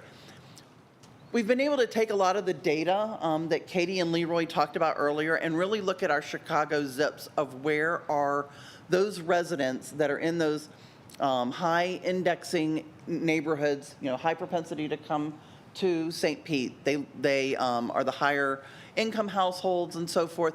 And we've been able to plot those. And when we look at those, they line very nicely along the L train. So the reason that we wanted to wrap it was not only to reach people that are riding the L train, but also those people that will see the L train. That particular train is above ground for most of its travels, and it goes right down the Kennedy. The Kennedy is a primary thoroughfare, again, leading from a lot of our highly concentrated zips into the city. And we really wanted to look to make sure that we could get value for this, make sure that, we're not just getting on the inside of the cars where ridership may be down. We wouldn't have a lot of people seeing it. We wanted to be on the outside. We've been able to negotiate this based on ridership, which is down, it's going up, but we're getting it on the rate now. Plus, we get all this external visual coverage of people that will see us on the outside of the train on the Kennedy. for which is at pre-pandemic travel rates now. There's lots of travelers going down the Kennedy, lots of traffic, so they get to see our train go zooming by. And that will be running in January to March. For our maintenance markets, of course, you know, Katie and Leroy talked about, as important as our developmental markets are, and we need to go in there with a little bit more oomph. You know, we've got to work a little harder in those markets. In our maintenance markets, we still are going to have a strong presence. We want to make sure that people are reminded about they want to come to St. Pete, Clearwater. They need to see visuals that inspire them to come to us. So we will have digital billboards in Orlando, Jacksonville, and Fort Myers. They'll be running through October to March. Again, same type of strategy of targeting based on zip codes that reach those households that we know index well for us, and support our radio that will be in our maintenance markets. You're probably already familiar with these programs, but we will be continuing these in TPA and PIE and in MCO, where we have our wraps in various places in the airports. On Tampa, it's on the shuttles, on the indoor panels as you go in and out on the shuttle. In MCO, it's specifically targeting residents. So it is on those moving sidewalks going out to the parking lot. And then at PIE, it's in our baggage claim. So print, I know a lot of people have said, well, maybe print's dead. Well, it isn't. Magazines perform extremely well as inspiration for travel, and they index very highly against our target audience. So we wanted to look specifically at some of our audience, not only our core audience, but some of our developmental audiences, and how could we reach them through this really great vehicle. So, of course, on a national and regional basis, we wanted to look at some opportunities through partnering on a couple of these with Visit Florida. These are great co-op programs that allow us to get extra space in these placements. So you'll see, like with Garden and Gun and AAA going both into the North-South publications. We're going to be in the co-op sections here. We'll get not only print ads, but we'll also get advertorials that accompany that. We'll be in the annual Visit Florida magazine, again, where we get an ad and an advertorial. So really expanding our presence in those publications and reaching at a very broad level. Again, that will help for those other markets that Scott will be talking about, you know, that are digital, that we don't have necessarily all of our integrated elements, but this will be another tactic that will help reach those audiences. And then the New York T magazine, very highly read publication, has a national circulation with the majority of that outside of New York, so it aligns very well with a lot of the markets that we're going to be in as well. For developmental markets, we wanted to look at specific publications that are reach just these particular geos and target our audiences as we've talked about. So you've seen on our previous plans, we've had the Nashville Lifestyles, Indianapolis, and Cincinnati. Those index extremely well, and we will be in those publications in a pretty consistent fashion from November through February. And then we'll also be doing a special program with M&I, which allows us to handpick luxury travel magazines, where we'll be in February, and allows us to be in just these particular geos. So again, highly targeted. This is pinpoint, so we're not necessarily buying these on a national level where we may have waste. We're getting these specifically in the markets where we want to have our integrated campaign, and we'll be running a 4-color print ad in that. For arts and culture, again, we very specifically want to have a presence and supporting our strategy for arts and culture. We will be having very specific arts creative in these publications. It will not be a beach plus arts. It will be an arts-focused creative execution for these. And we've got these 3 publications, Arts in America, Art News, and Encore. We love this opportunity. We've got a couple that have national circulation here, Art in America and Art News. They, again, index very well. We'll be running 4-color print ads in those. And then also we're bringing something different, which is Encore.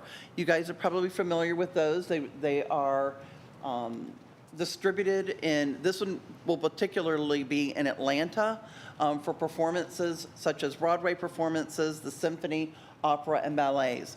Through the data that the team has been referencing, we know that people that like performing arts also index well for visual arts. So we think, again, this is a great way to highly target and message and reach our arts audience. We're also looking at some of our lifestyle magazines. When we've looked at the data for our arts audience, the demographic and psychographic information about our arts audience is very similar as our core audience, which is awesome. But lifestyle magazines index well against this audience. So not only are we going to reach them through arts publications, but we're also going to be messaging them with arts creative and these particular lifestyle magazines. Again, they're in our key geos that we've been talking about in Orlando, Chicago, Atlanta. Again, we're going to take advantage of that one on a national level, as well as Miami. Can I ask you a question? Sure. All of the magazines have had page 4C. Is that a code for something? Oh, or is it sorry. literally the fourth Four-color. page? 4 colors. So if you see FP, 4C, sorry, that is kind of a I thought, how acronym. can you get the fourth page on every one of 4 these color. magazines? You'll see FP's full page, 4 color. Yeah, sorry about that. Thanks for asking that question, Frank, because I was thinking the same thing. Our own little language that, sorry. So we talked about some of our other audiences that are developmental for us that we want to make sure that we have a presence in.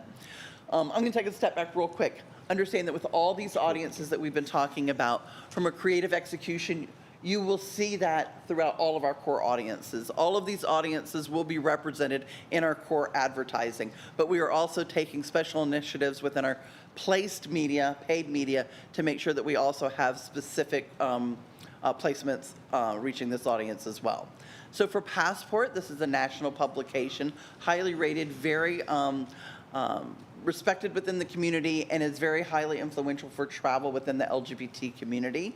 So we will be running, a 4-color full-page ad in there. We're planning on running 3 issues, and then we're also running Out Voices in Nashville, as, again, a way to reach that audience specifically within that particular city. For the Black and Hispanic traveler, again, we've identified a couple of publications that reach this audience, index well. Rolling Out was based out of Atlanta. It's run into other markets now, but we will be specifically looking at it for Atlanta and Chicago. We did run data, again, data rich, everything's based in data. We looked at our specific target geographies where these particular audiences index well. So for Black travelers, Atlanta and Chicago have a high concentration of Black travelers. So we are specifically focusing in those 2 markets with this particular publication. For the Latino traveler, you're seeing that we're in Chicago, Atlanta, Orlando, and Miami. Those particular geographies particularly stand out, have a high concentration of our audience for Latinos. So those publications will be present there.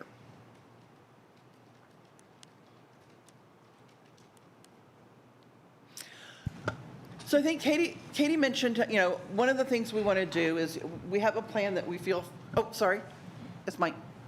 Thank you. If I could, just a question.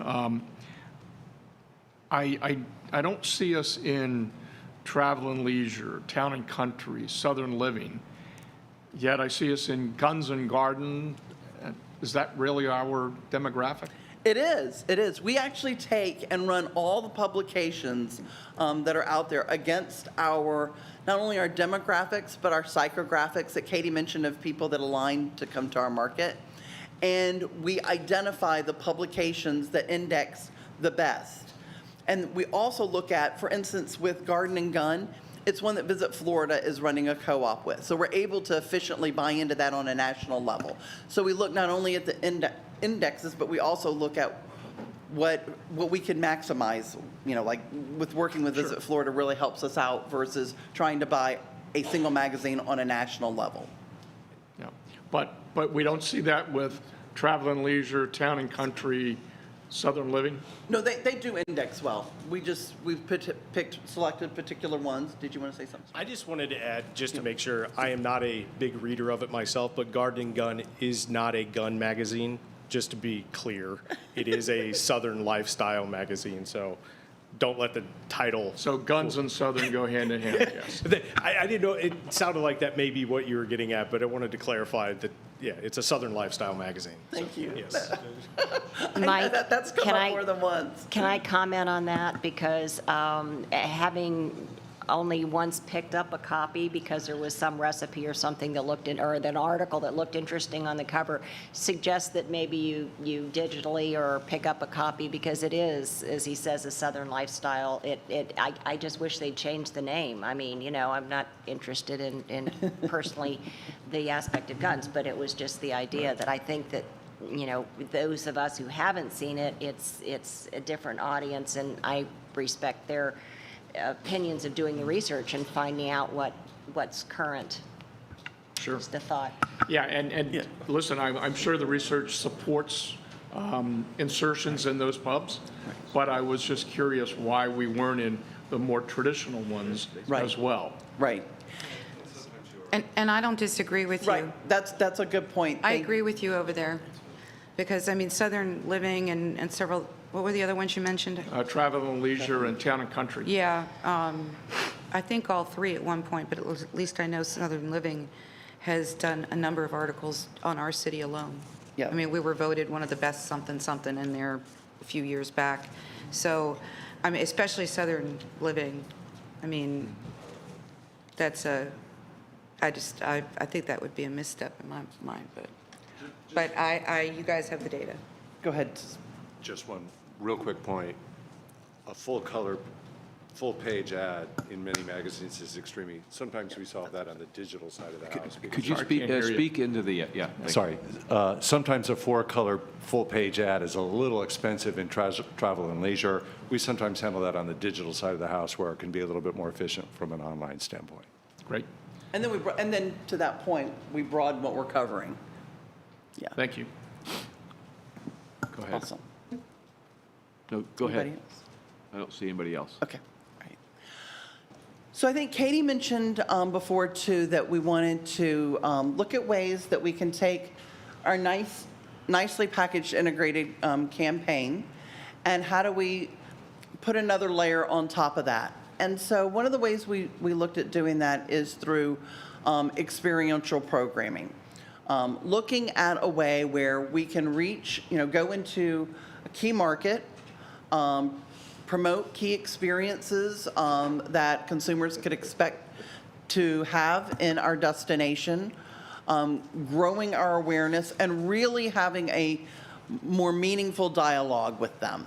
And of course, we want to encourage them to come now. So with that, we looked at coming up with a program called Escape Winter. And with that, we're planning to go into Chicago and build a themed an escape room experience. And this operates like you would think of with an escape room. There'll be puzzles and different things to do that are tied to our attractions and the sensory experiences of our destination. We'll invite them to take part in this challenge. We'll help groups move through this, where they're trying to solve this. We'll have brand ambassadors that will be there to help facilitate and invite people in. And we'll promote this through an integrated media approach. So it will be through digital, social, out-of-home, and various guerrilla marketing efforts. We will also be following, as part of this, all the CDC COVID guidelines.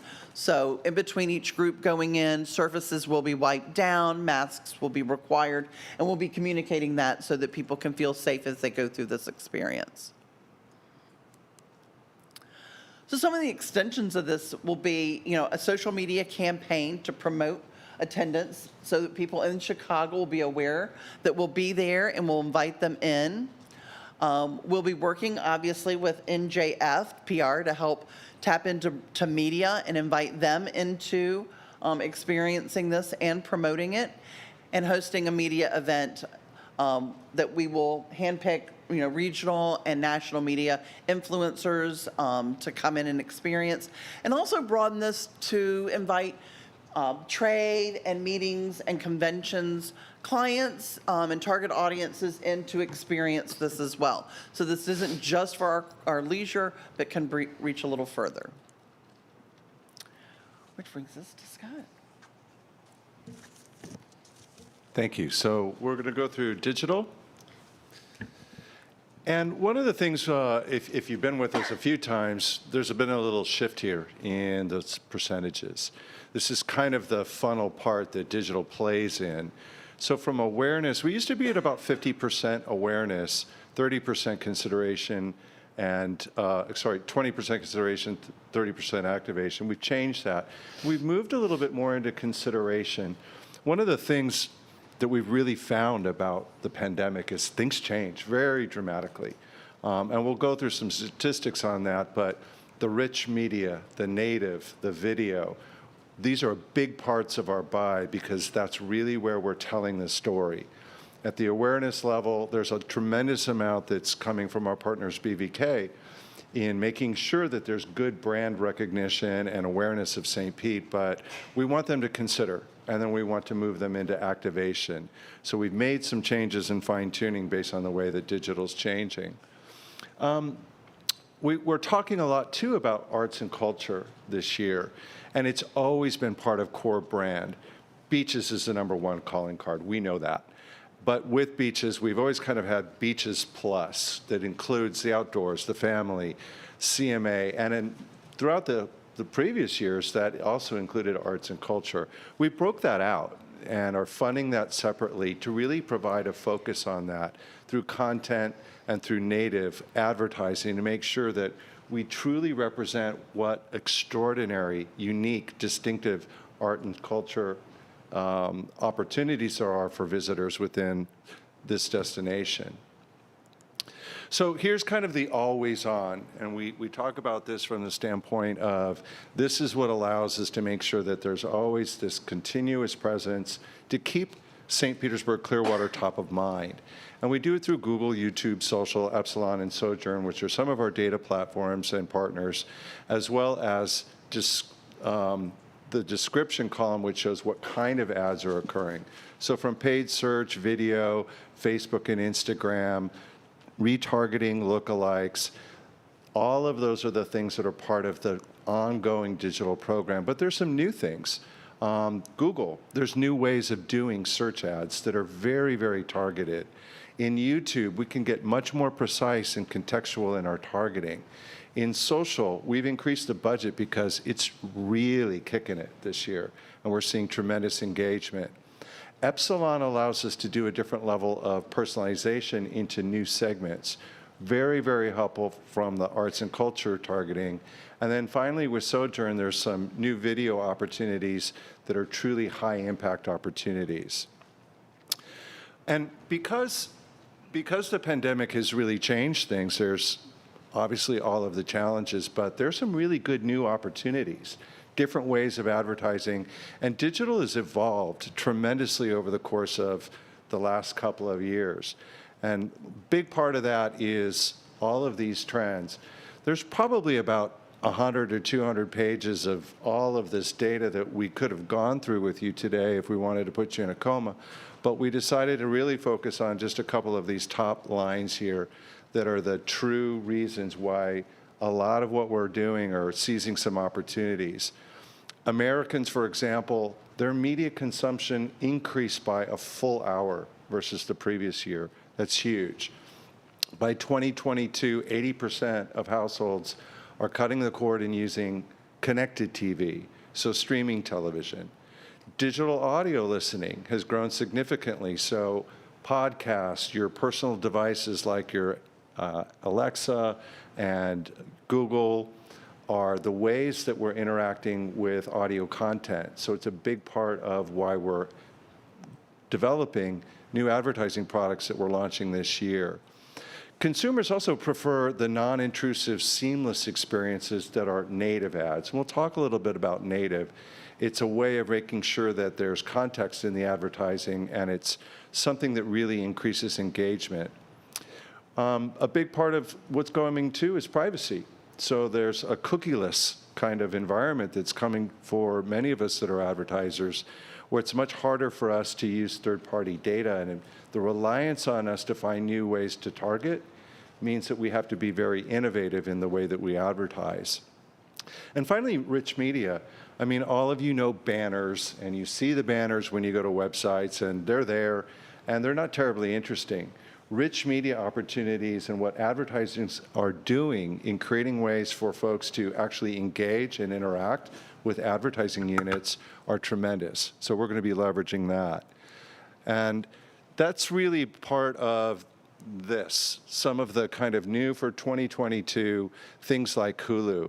We love Hulu because of the innovation that they are creating in the types of ad units that they're delivering.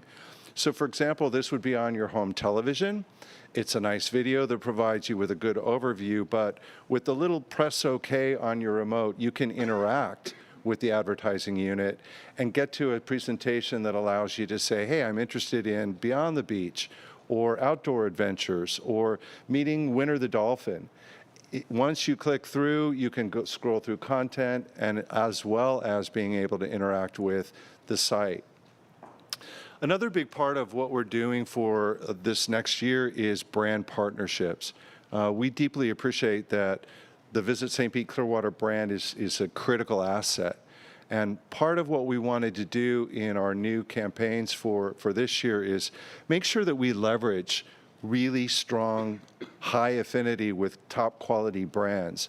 And New York Times has been a good partner over the year, but I think that they've done a uniquely good job in evolving what they do from traditional to digital in providing opportunities for advertisers to leverage their brand and transfer some of that to your brand in a very positive way. It's a great audience. They're wealthy, they're educated, they love travel.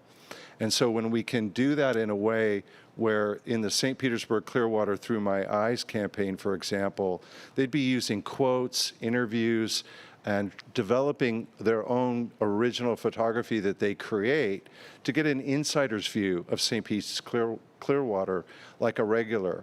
And it's all coming from the standpoint that New York Times is going to take the best part of all of these, and their high-quality editors are creating a lot of this content so that it's in the voice of a New York Times reader, and again, really transferring some of that, their brand affinity to our brand in a very positive way.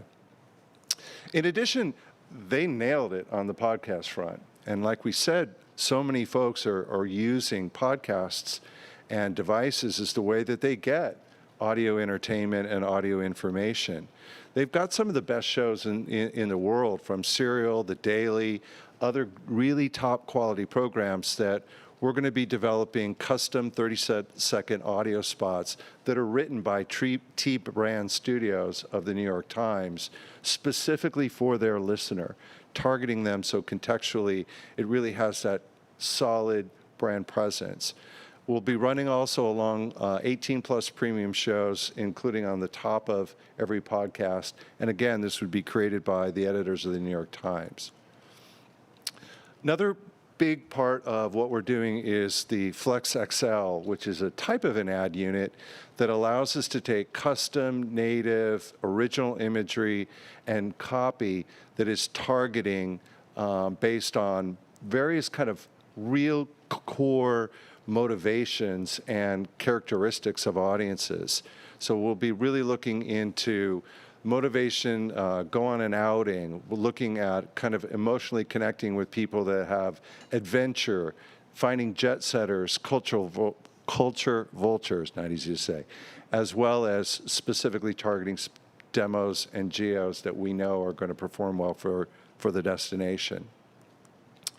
In addition, we've got another kind of brand partnership with Atlas Obscura. If you know them, their fans are fans of the really unique experiences that exist across the world. And Atlas Obscura has really garnered tremendous fame and affinity from their audiences for truly unique experiences in travel. So with them, we'd be creating custom art and culture lists and featuring 8 to 10 attractions through the destination that would be the wonders of the St. Pete Clearwater art scene. So we would be adding 3 new permanent place entries to their atlas. And again, these are very carefully curated, extremely fun places to go and things to see and do. Having that additional content added to the atlas is kind of a big win. In addition, one of the co-founders of Atlas Obscura would be reading and hosting a lot of the advertising that's going into what becomes the online content. So again, you're really leveraging that brand affinity. Talked a little bit about Native, and one of the other new brand partners for 2022 is Nativo.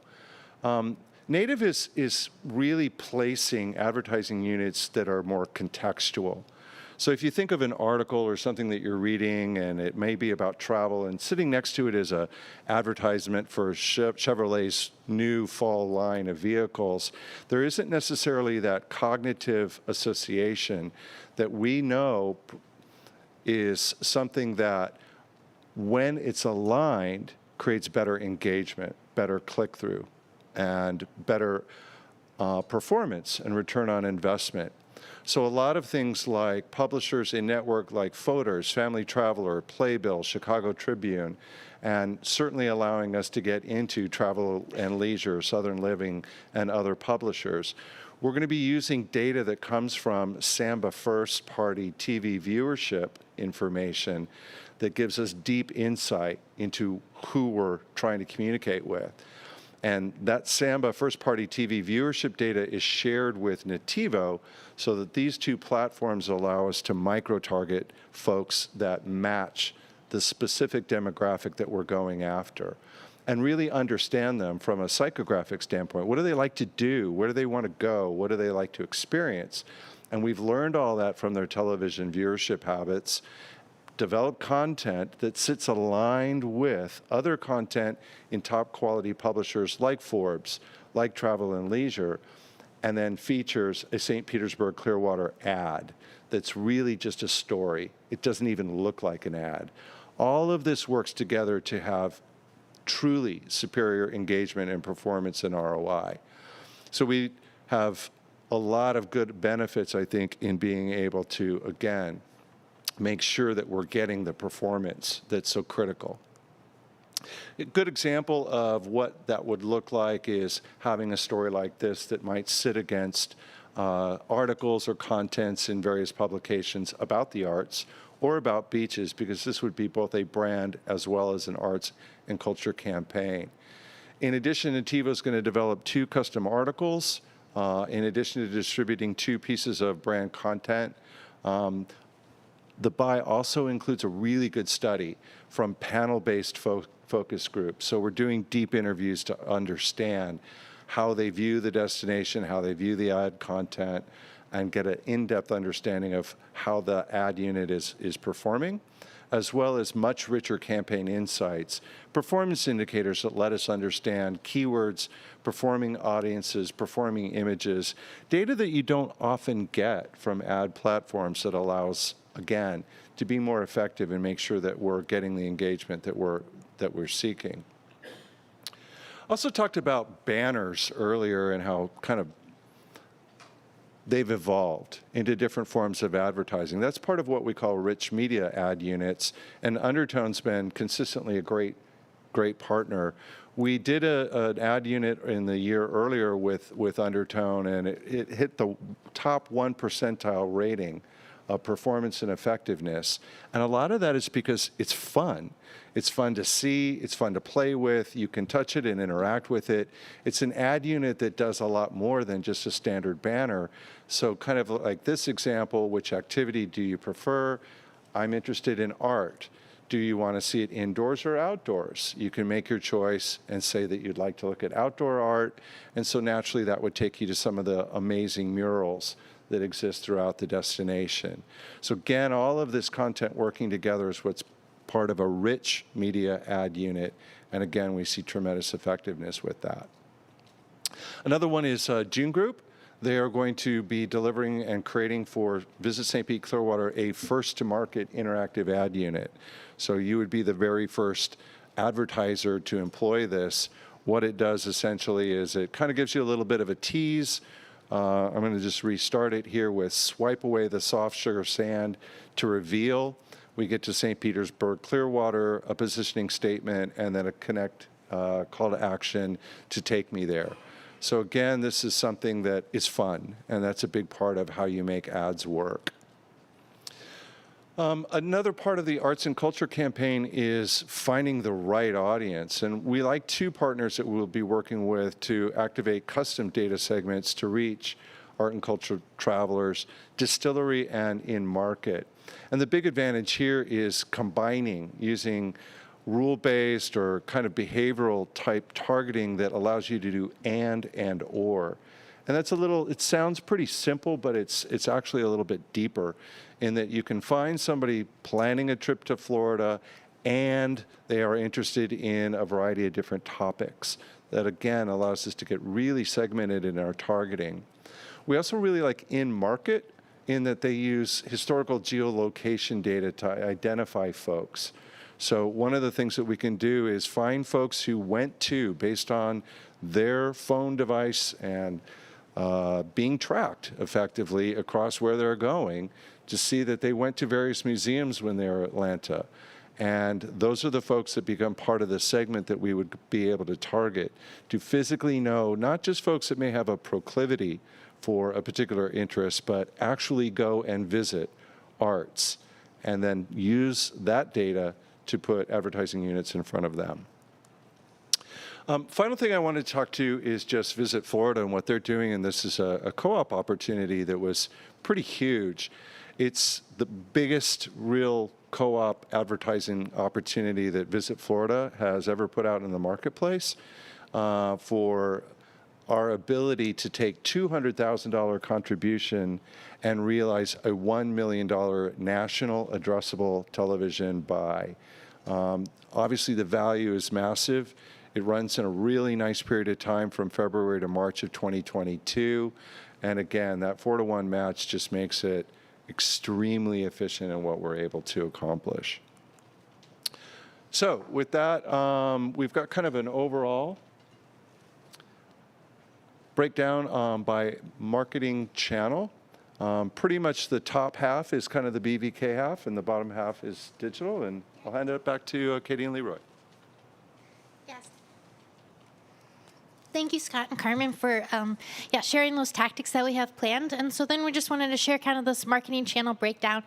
And you'll see that kind of those the high awareness tactics, the TV, radio, out of home, and print, are the most expensive buys, but they are really where we tell the story, create that awareness. And then in the more digital is where we sell the story with some booking and more concentrated efforts there. So this totals up to about $9.25 million for the first 6 months of our campaign. Through a competitive analysis, we know that our competitors are also spending very heavily in the first 6 months of the year, Q4 and Q1, and so we are matching them as well with our marketing channels.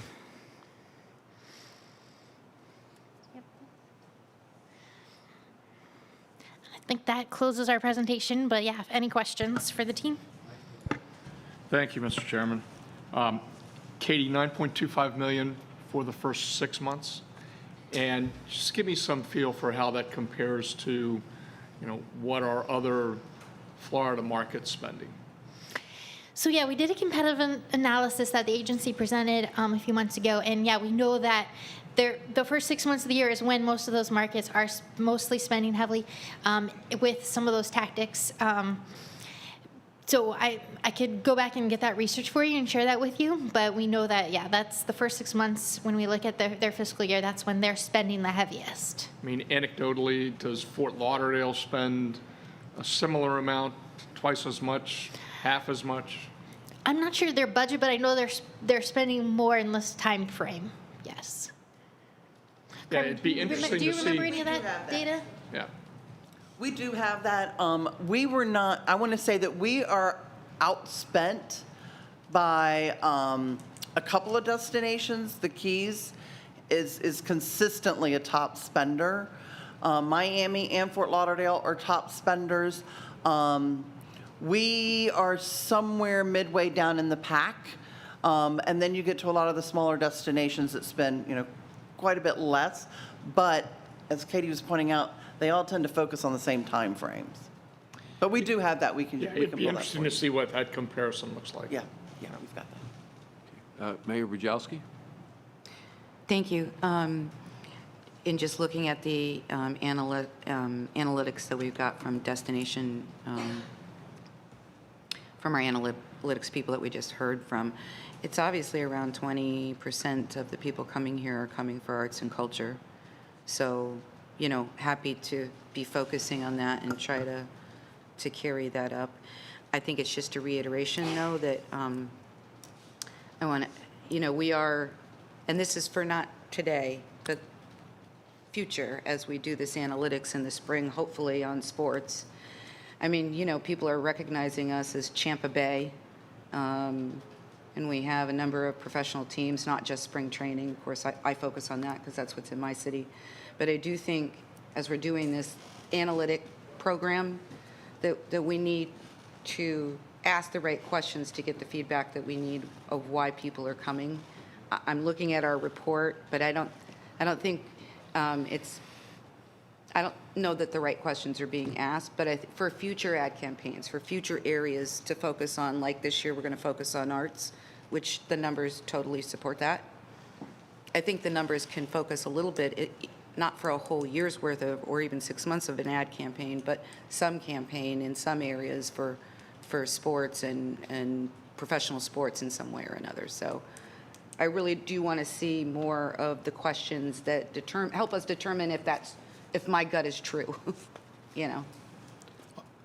Very well said. I do think, Mayor, that it's worth noting, and this gets to Mr. Williams' point earlier as well, that PR and social and kind of our always-on digital are incredibly efficient and effective ways to reach that sports traveler, to your point, in that appropriate time frame, Yeah. right? Leading into spring training or during baseball season. It doesn't necessarily always have to be a traditional tactic. No. But no doubt that we use spring training and raised baseball as marketing levers throughout our digital plan. And also just something to layer on, NJF, PR, you heard them mentioned throughout, and you spoke about the story. There are dozens of publications that we have on our target list, and you named several of them. The reality is our team is hard at work making sure that we can also get in a number of publications without spending any advertising dollars, and those are often huge wins. And I know we can get McKinsey to present some of our latest coverage to this group, because those are really just time, a lot of time spent, a little bit of money hosting journalists, but can go a long, long way getting in those publications from a non-advertising perspective as well. And that's when you put out like press releases or you shop cool stories that are going on in the area that people might want to pick up on, or... Yeah, a lot of pitching stories, a lot of hosting journalists on FAMs. You might hear us say FAMs familiarization tours. So we bring a lot of journalists in market to experience it and then, to produce stories. The landscape in journalism has changed a lot over the last 4 or 5 years. A lot of them are freelancers. They all have to experience something, and then they will sell a story to 5, 6 publications. And so that's what we're after, to really reach the best publications with the best stories. And can you provide us with this PowerPoint? Yeah. Because I don't think we got it in advance. I didn't see it. I think it was sent Did I miss it? Monday. Oh. I Sorry. believe it was sent. However, Okay. with the size, it might have got kicked back. But I mean, I saw the analytics one. I didn't see this one. But we'll gladly send it back out. Okay. Thank you. Leroy, one quick question. There's so many things that go on in our region. Yeah. So we're focusing mostly on what we're doing here in Pinellas. What kind of conversation do we have over, let's say, with the Hillsborough folks in terms of cross-selling, if you will, or cross-promoting or cross-marketing, just on some of these areas that seem to be a natural fit? Yeah, it's a great question, Commissioner. And there are natural fits, and I will defer some of the answer to Steve, who obviously knows Visit Tampa Bay very well, being there in Santiago. But, traditionally, international makes a lot of sense because our dollars can go farther together. Domestically, at times, we do compete with them in many of these markets, and frankly, we would rather them stay on our side than on their side. But there are opportunities, whether that's within sales and other avenues. Steve, I'm sure you've got some other color potentially to add to those collaboration discussions. Yeah, Commissioner, that's a great question. And so one of the things, now that we've kind of got this framework done, is then my intent is to sit down with Santiago and say, here's all the great things we're doing. I know they've got their framework put together now. Where are some commonalities that we as the region, especially if it's tied to Visit Florida, tied to U.S. travel, where collectively as the group we can go through and do something. The other aspect is they're pretty good about reaching back out to us and saying, hey, we've got an opportunity. I want to make sure we're doing the same thing as well. Yeah, we had a recent presentation, in the Oldsmar Chamber of Commerce had a presentation on the Tampa International Airport and what they're doing in their own world to attract people to the area. I mean, so it could be Hillsborough, it could be Pinellas, could be anything. So some pretty powerful marketing efforts that are going on there, addressing the safe travel and why you should come first of all, but there's other things. Once you get past all the safe issues right here in this community. Certainly, and you mentioned it. I mean, that's our number one airport in the region. We participate in monthly calls with Tampa International, as well as several of our chamber partners and Visit Tampa Bay, and a lot of conversations about that. How can we make sure we're marketing the region together in the proper markets?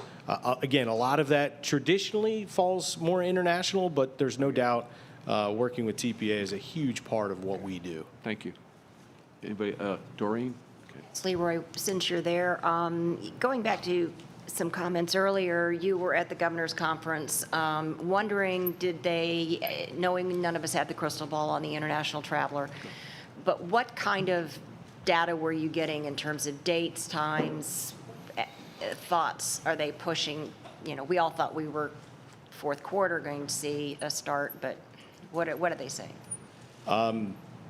Yeah, in the next several months. I mean, it seemed, again, I think optimistic, but also a bit hesitant to put an exact point on what that was, both from Chris Thompson, Brand USA perspective, and U.S. Travel Roger Dowd perspective. I think when you talk to them, they express this, that like Canada, for instance, wait, you can fly over, but you can't drive? That makes no sense. What are we doing? And so, when you talk to them, they long would have thought the same, borders would be open. They're kind of saying, yes, a couple months, hopefully, but nothing even really definitive from their perspective at this point. But they are very, very, very bullish on the return. A lot like what we saw, I think, domestically, especially here in St. Pete Clearwater, once things reopened. I mean, we were at 3/4 of 2019 until March, and then it really ramped up. So there, a lot of economists, researchers like Aaron are saying it's going to take much longer. You talk to Chris and Roger, and they're saying it's going to be much quicker. At least that's their instinct. So question behind that, with the various organizations and ourselves, do we have a tentative plan in place that we can just,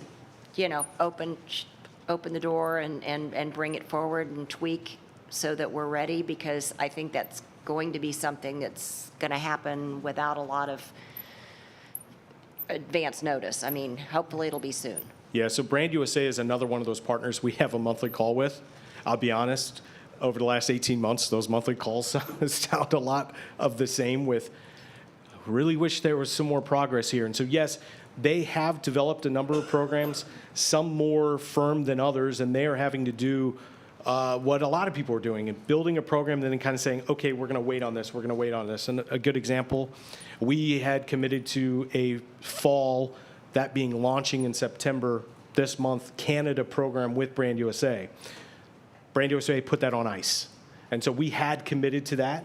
And so it's on pause, and that's not necessarily our doing, but Brand USA is doing, knowing that they don't feel comfortable with the performance of that, given that people can't drive across the border. So the same thing is being done, yes, in UK, Central Europe, and Latin America, where programs are being conceptualized, put on the table, but it's kind of, it's still a very loose situation.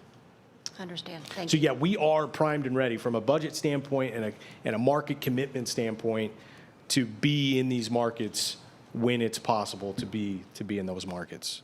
And then- Steve, anything to add? Just one Oh, other sorry. quick question, talking about the drive versus fly with the Canadian traveler. I was just curious, are there any statistics or as a group, have we seen anyone staying here that are flying in from Canada? Just wondered if traveler information from the airports or what's going to happen, just. Russ? I think over the summer, there's been some people that financially can afford it, that have homes and all in Florida, that fly over the border and ship cars. And I even heard the other day, in Windsor, there's a helicopter service that gets you over the border and all. So, but it's such a small market, and it's not for the hotel business. It's those that already have residence here, is what I've heard. Some unbelievable stories I hear. Steve? Yeah, if I might add, I read 2 articles this weekend after coming back from Governor's Conference on Canadian travelers, snowbirds, and it was like 2 opposite articles. Wall Street Journal was like, they're coming. I think it was New York Times, nah, they're not. And if they are, they're avoiding Florida. And the Wall Street Journal one I found interesting is they had interviewed a couple of Canadians, and they are planning on coming even if it means driving. You know what? And they're just going to be down here because they spent up north last year and they did not like it, and so they're coming. So that was a different twist. But then the New York Times one is no, they're holding back and right now avoiding Florida. So again, you take it for what it's worth from each of the articles. It just shows there's not definitive answers out there on that. Another piece that I want to make sure I mention is Swoop. Swoop Airlines is launching November 5th out of PIE, nonstop flights Toronto and Halifax. That is going to be a huge service for this destination. We are working very closely with direct marketing funds in collaboration with Jeff Klaus and the airport with Swoop, and actually just now seeing some of those marketing plans. So that is on track to launch, and you never know. I guess with the flight border open, I wouldn't see that service being postponed, but I guess you never know. But it is on track. Russ, did you have something else? No. Yeah, I do. And for Steve, following up from Mike's comment or question, maybe it's time as we finish up the 21-year fiscal year and all, that we should look at revenues, tax collected by the competitive counties or the county-like counties, and how they spend their money and how we spend our money. And even if you get into digital or some of those other areas a little bit, to compare with Broward and Palm Beach and Collier and a couple counties like that are more like us and everything, to refresh us where they are and what they've collected this last year. I got corrected down at the governor's conference saying, these 4 counties are much bigger than we are, and 3 counties rather, and I got corrected that no, they're not. So I think that's something probably we need to look at and how they spend their money. It'd be interesting, I think. Anybody, excuse me, anybody else? Anybody else? Okay, great, thank you. All right, Steve. Thank you, Mr. Chair. And again, members of the council, thank you for your extra time today for both both presentations. Again, I thought it was very enlightening. It shows where we're going. And again, I preface it, this is again 6 months. And we will be doing the same thing in January, talking about the fall or the last 6 months of the year. That way we can say, hey, what's working, what needs to be readjusted, and, you know, our situation may be different. We may be really out of the pandemic at that time, and there might be other things that are out there. So, Hey, Steve, on that point, just how do you all feel quickly about either, maybe if we're getting later like this, that you rather start that particular meeting in January that we're talking about earlier, say 8:30? Is that, no, yes, no, what am I? There are some, well, yeah, I don't consider Commissioner Bujalski, or Mayor Bujalski, no, sorry. She doesn't like to get up early in the morning. Well, I'm sorry, but the rest, anyway, give some thought, let's give some thought to that, okay? Because I don't want to lose people if we're getting later, but we'll take a look at that. Go ahead, Steve. So I did want to go through, I normally would go through and give the metrics from the destination. I will not do that because you have all the information in front of you. You've already had a gobs of information. The only thing I will go through and add is that on the TDT collections for July, for August for July business, we were up 106% over 2020, and we were up 48% over 2019, which means we have 2 months left to go. If we were just even with 2019, we broke even, exact same number, we'll end the year right at about 70 million, which the record in 19 was 67 million. So is that right? 63 million, I'm sorry. So anyway, the reasons behind that, and Aaron kind of touched upon it, it's a combination of not only the occupancy, but the rate, and the other aspect of it, when you look at vacation rental, that occupancy and rate is sky high compared to what we saw in 2019. So I did want to point those numbers out. Real quickly, for Leroy, there was a couple things that he wanted to present. Especially one involving the digital side and one involving an award. Yeah, thank you, Steve. Apologies, I'll make it brief. We're going to show a little video to start here. We've launched a brand new website.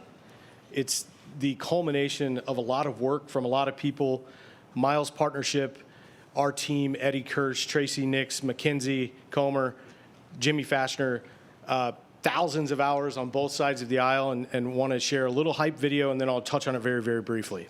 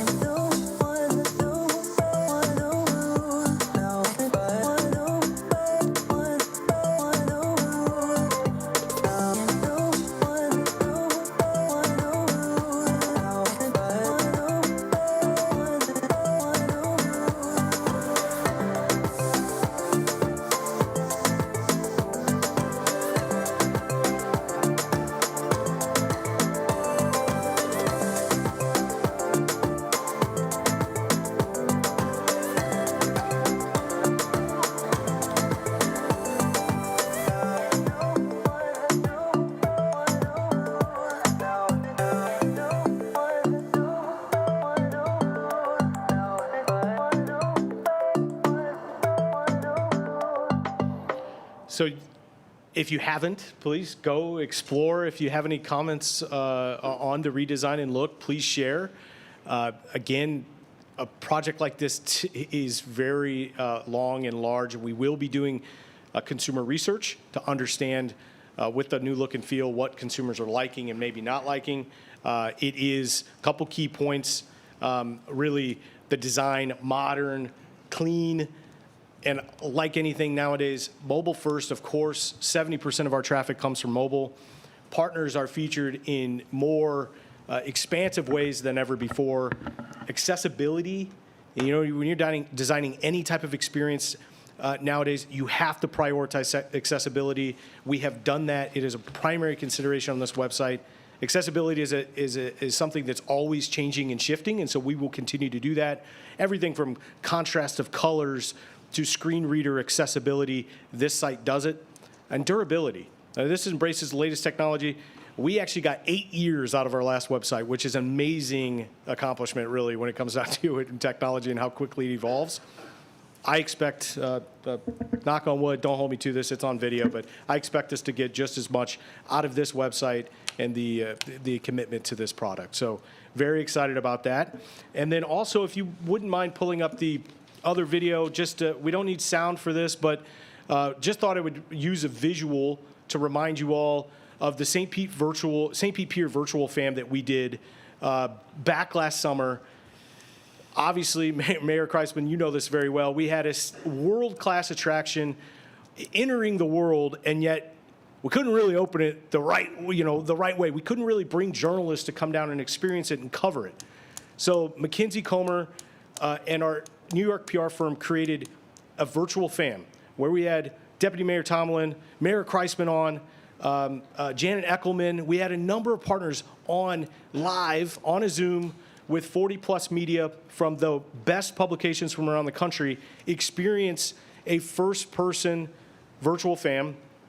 And it was performed very well, delivering coverage, which we shared with you previously, but it also won the top award at the Florida Governor's Conference last week, the Henry Award.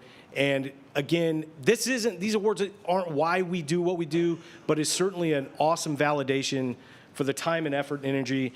This is Mackenzie Comer's award. I'm only here to share about it, but she did so much incredible work behind this project and wanted to bring it home and share. We also won a second place award for Gulf to Bay Magazine, a project Katie spends so much time and effort on. So again, it's not why we do what we do, but man, it feels good to be acknowledged for these projects.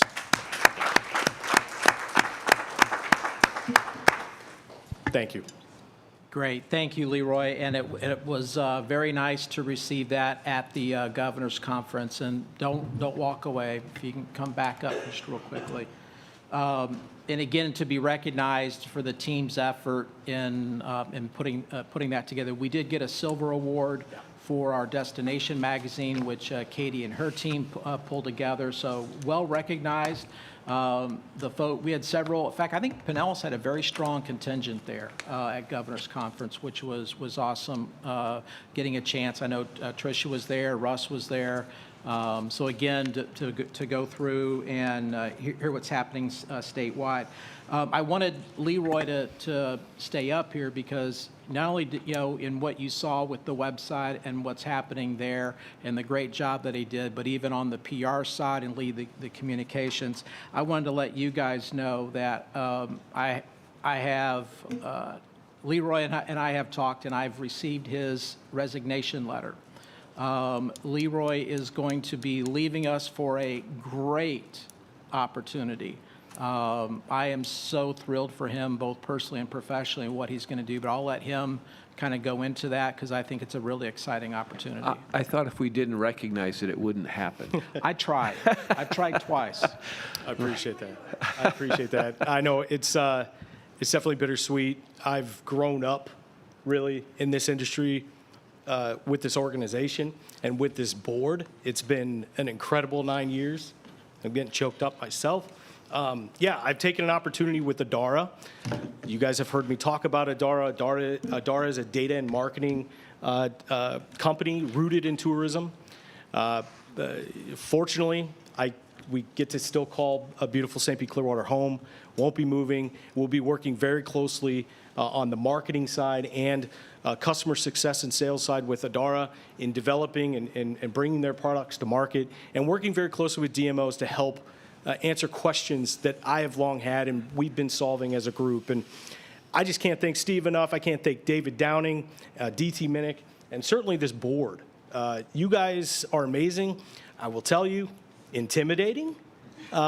Less intimidating in this room. That dais downtown Clearwater can be intimidating, but so helpful, so insightful, so much perspective and support to give us the freedom to do what we do, which is truly impactful. And I love to see the study today. You guys know me, I'm a data research guy, and it's so important for people to understand how much this organization does and how much value it brings.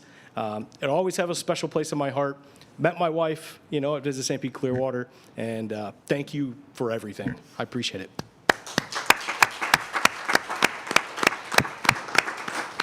Russ. Leroy, as you've matured and grown with us, it's not a surprise to see that industry is looking for people that have great talents like you.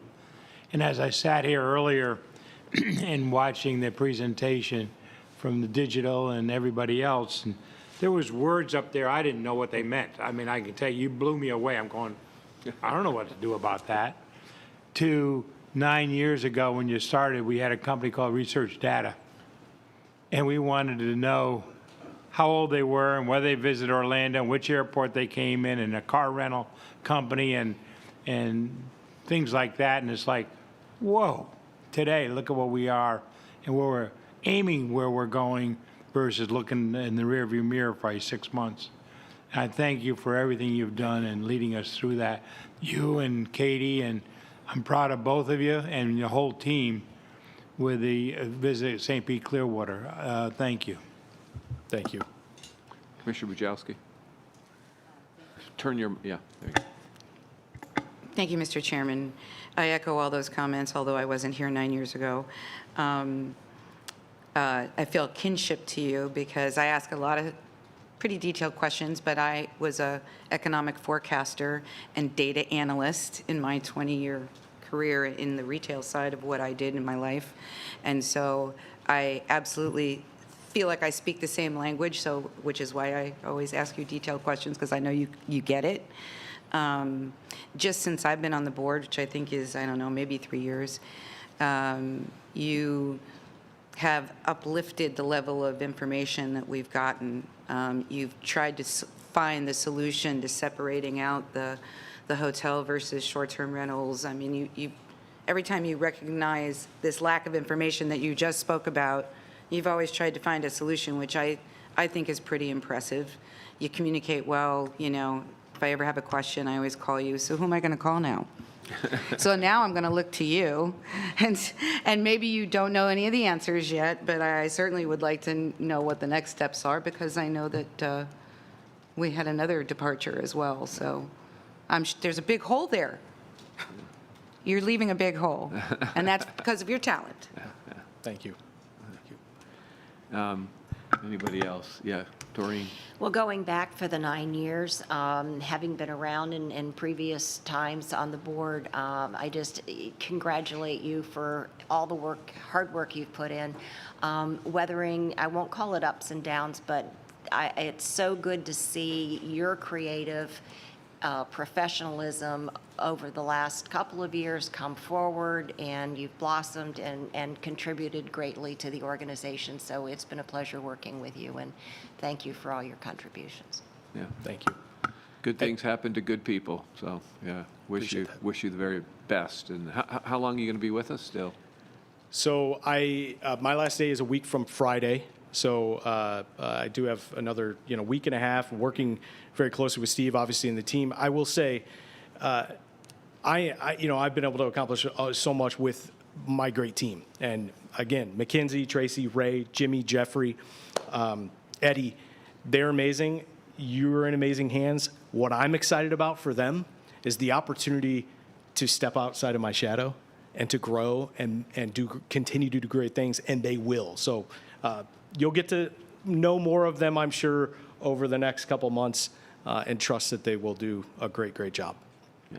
Thank you for those comments. I think, good leaders have that succession plan in their minds anyway, that they're developing people along the way to take their place, right? So, anyway, congratulations. Thank you, Commissioner. Anything else? And again, I want to thank, Leroy. I've enjoyed my year and a half working with him here, knew of him and his talents where I was previously. So, that's good when the industry recognizes, one of its own. He has a great team that he has trained well. So, Mayor Julie, to answer your question, we will be filling the position and start the process of looking for someone to fill the shoes that Leroy has been walking in the last 9 years. So we'll start going through and doing that. So again, I will look to find someone with that's somewhat of that data geek as well, because that's important, but also that looks at everything strategically in terms of what we're doing marketing-wise. The other thing I did want to mention as well, because you did bring it up, we did have one additional departure with Tim Ramsberger leaving. And I don't know if you caught the announcement yesterday or not, but Tim did, while we did not know the reason what he was going to be doing when he left, it was announced yesterday that he is going to be the president and CEO of the U.S. division of P1 Powerboats. So he's kind of getting back to his roots of major sporting events. And so that is going to be his job. I did want to pass that along. And again, it'll be another one that we'll be filling because it was very critical to some of the things that we're doing. So I did want to make you guys aware of that. So. All right. Anything else? Yeah, Phil. I want to say something while you're up here, but thanks for the education. You're right, I'm going to miss it. I've learned a lot from you. Thank you. Mike. Yeah, Mr. Chairman, just an administrative question. I know on November 4th, we have our joint Board of County Commissioners and TDC meeting. That afternoon, there's a annual marketing presentation at Clearwater Marine. Do we play a role in that, or is that strictly for the hotels and attractions? So that afternoon, thank you for bringing that up. So that afternoon, basically what you saw here today is to take that in probably a shortened version to talk to all of our community partners and our industry partners about what we're doing so that they know what's going on. So that's more of getting them involved in what we're doing. And that'll be our first major meeting we've done since, I think, I heard Katie say, since 2019. So COVID be gone, and we'll move forward with that. What time, and when is that? That is going to be, I believe, Kate, at 2 o'clock. And our meetings in the morning. Yeah. Here. And we normally attend, right, as that's board right. members? We're meeting Yeah. elsewhere, that's right. What? We usually attend. But yeah, as far as TDC member, I mean, it's open to any and everybody. I think the more that hear what's going on, the better. But again, a lot of folks that maybe don't catch this on TV or Zoom, they're able to now, have that interaction with us and hear what we're planning as we move forward. And thanks for correcting, we're not meeting here. That joint meeting is going to be at The joint meeting, that is going to be the Marriott on Roosevelt. And we'll get the details out on that. Liz, who normally is here, and Terry's been subbing for her because Liz is quarantining because her husband caught the crud. So anyway, that's we'll get all that information out. So. Okay, great. Anybody else? Okay, thank you again. This meeting is adjourned.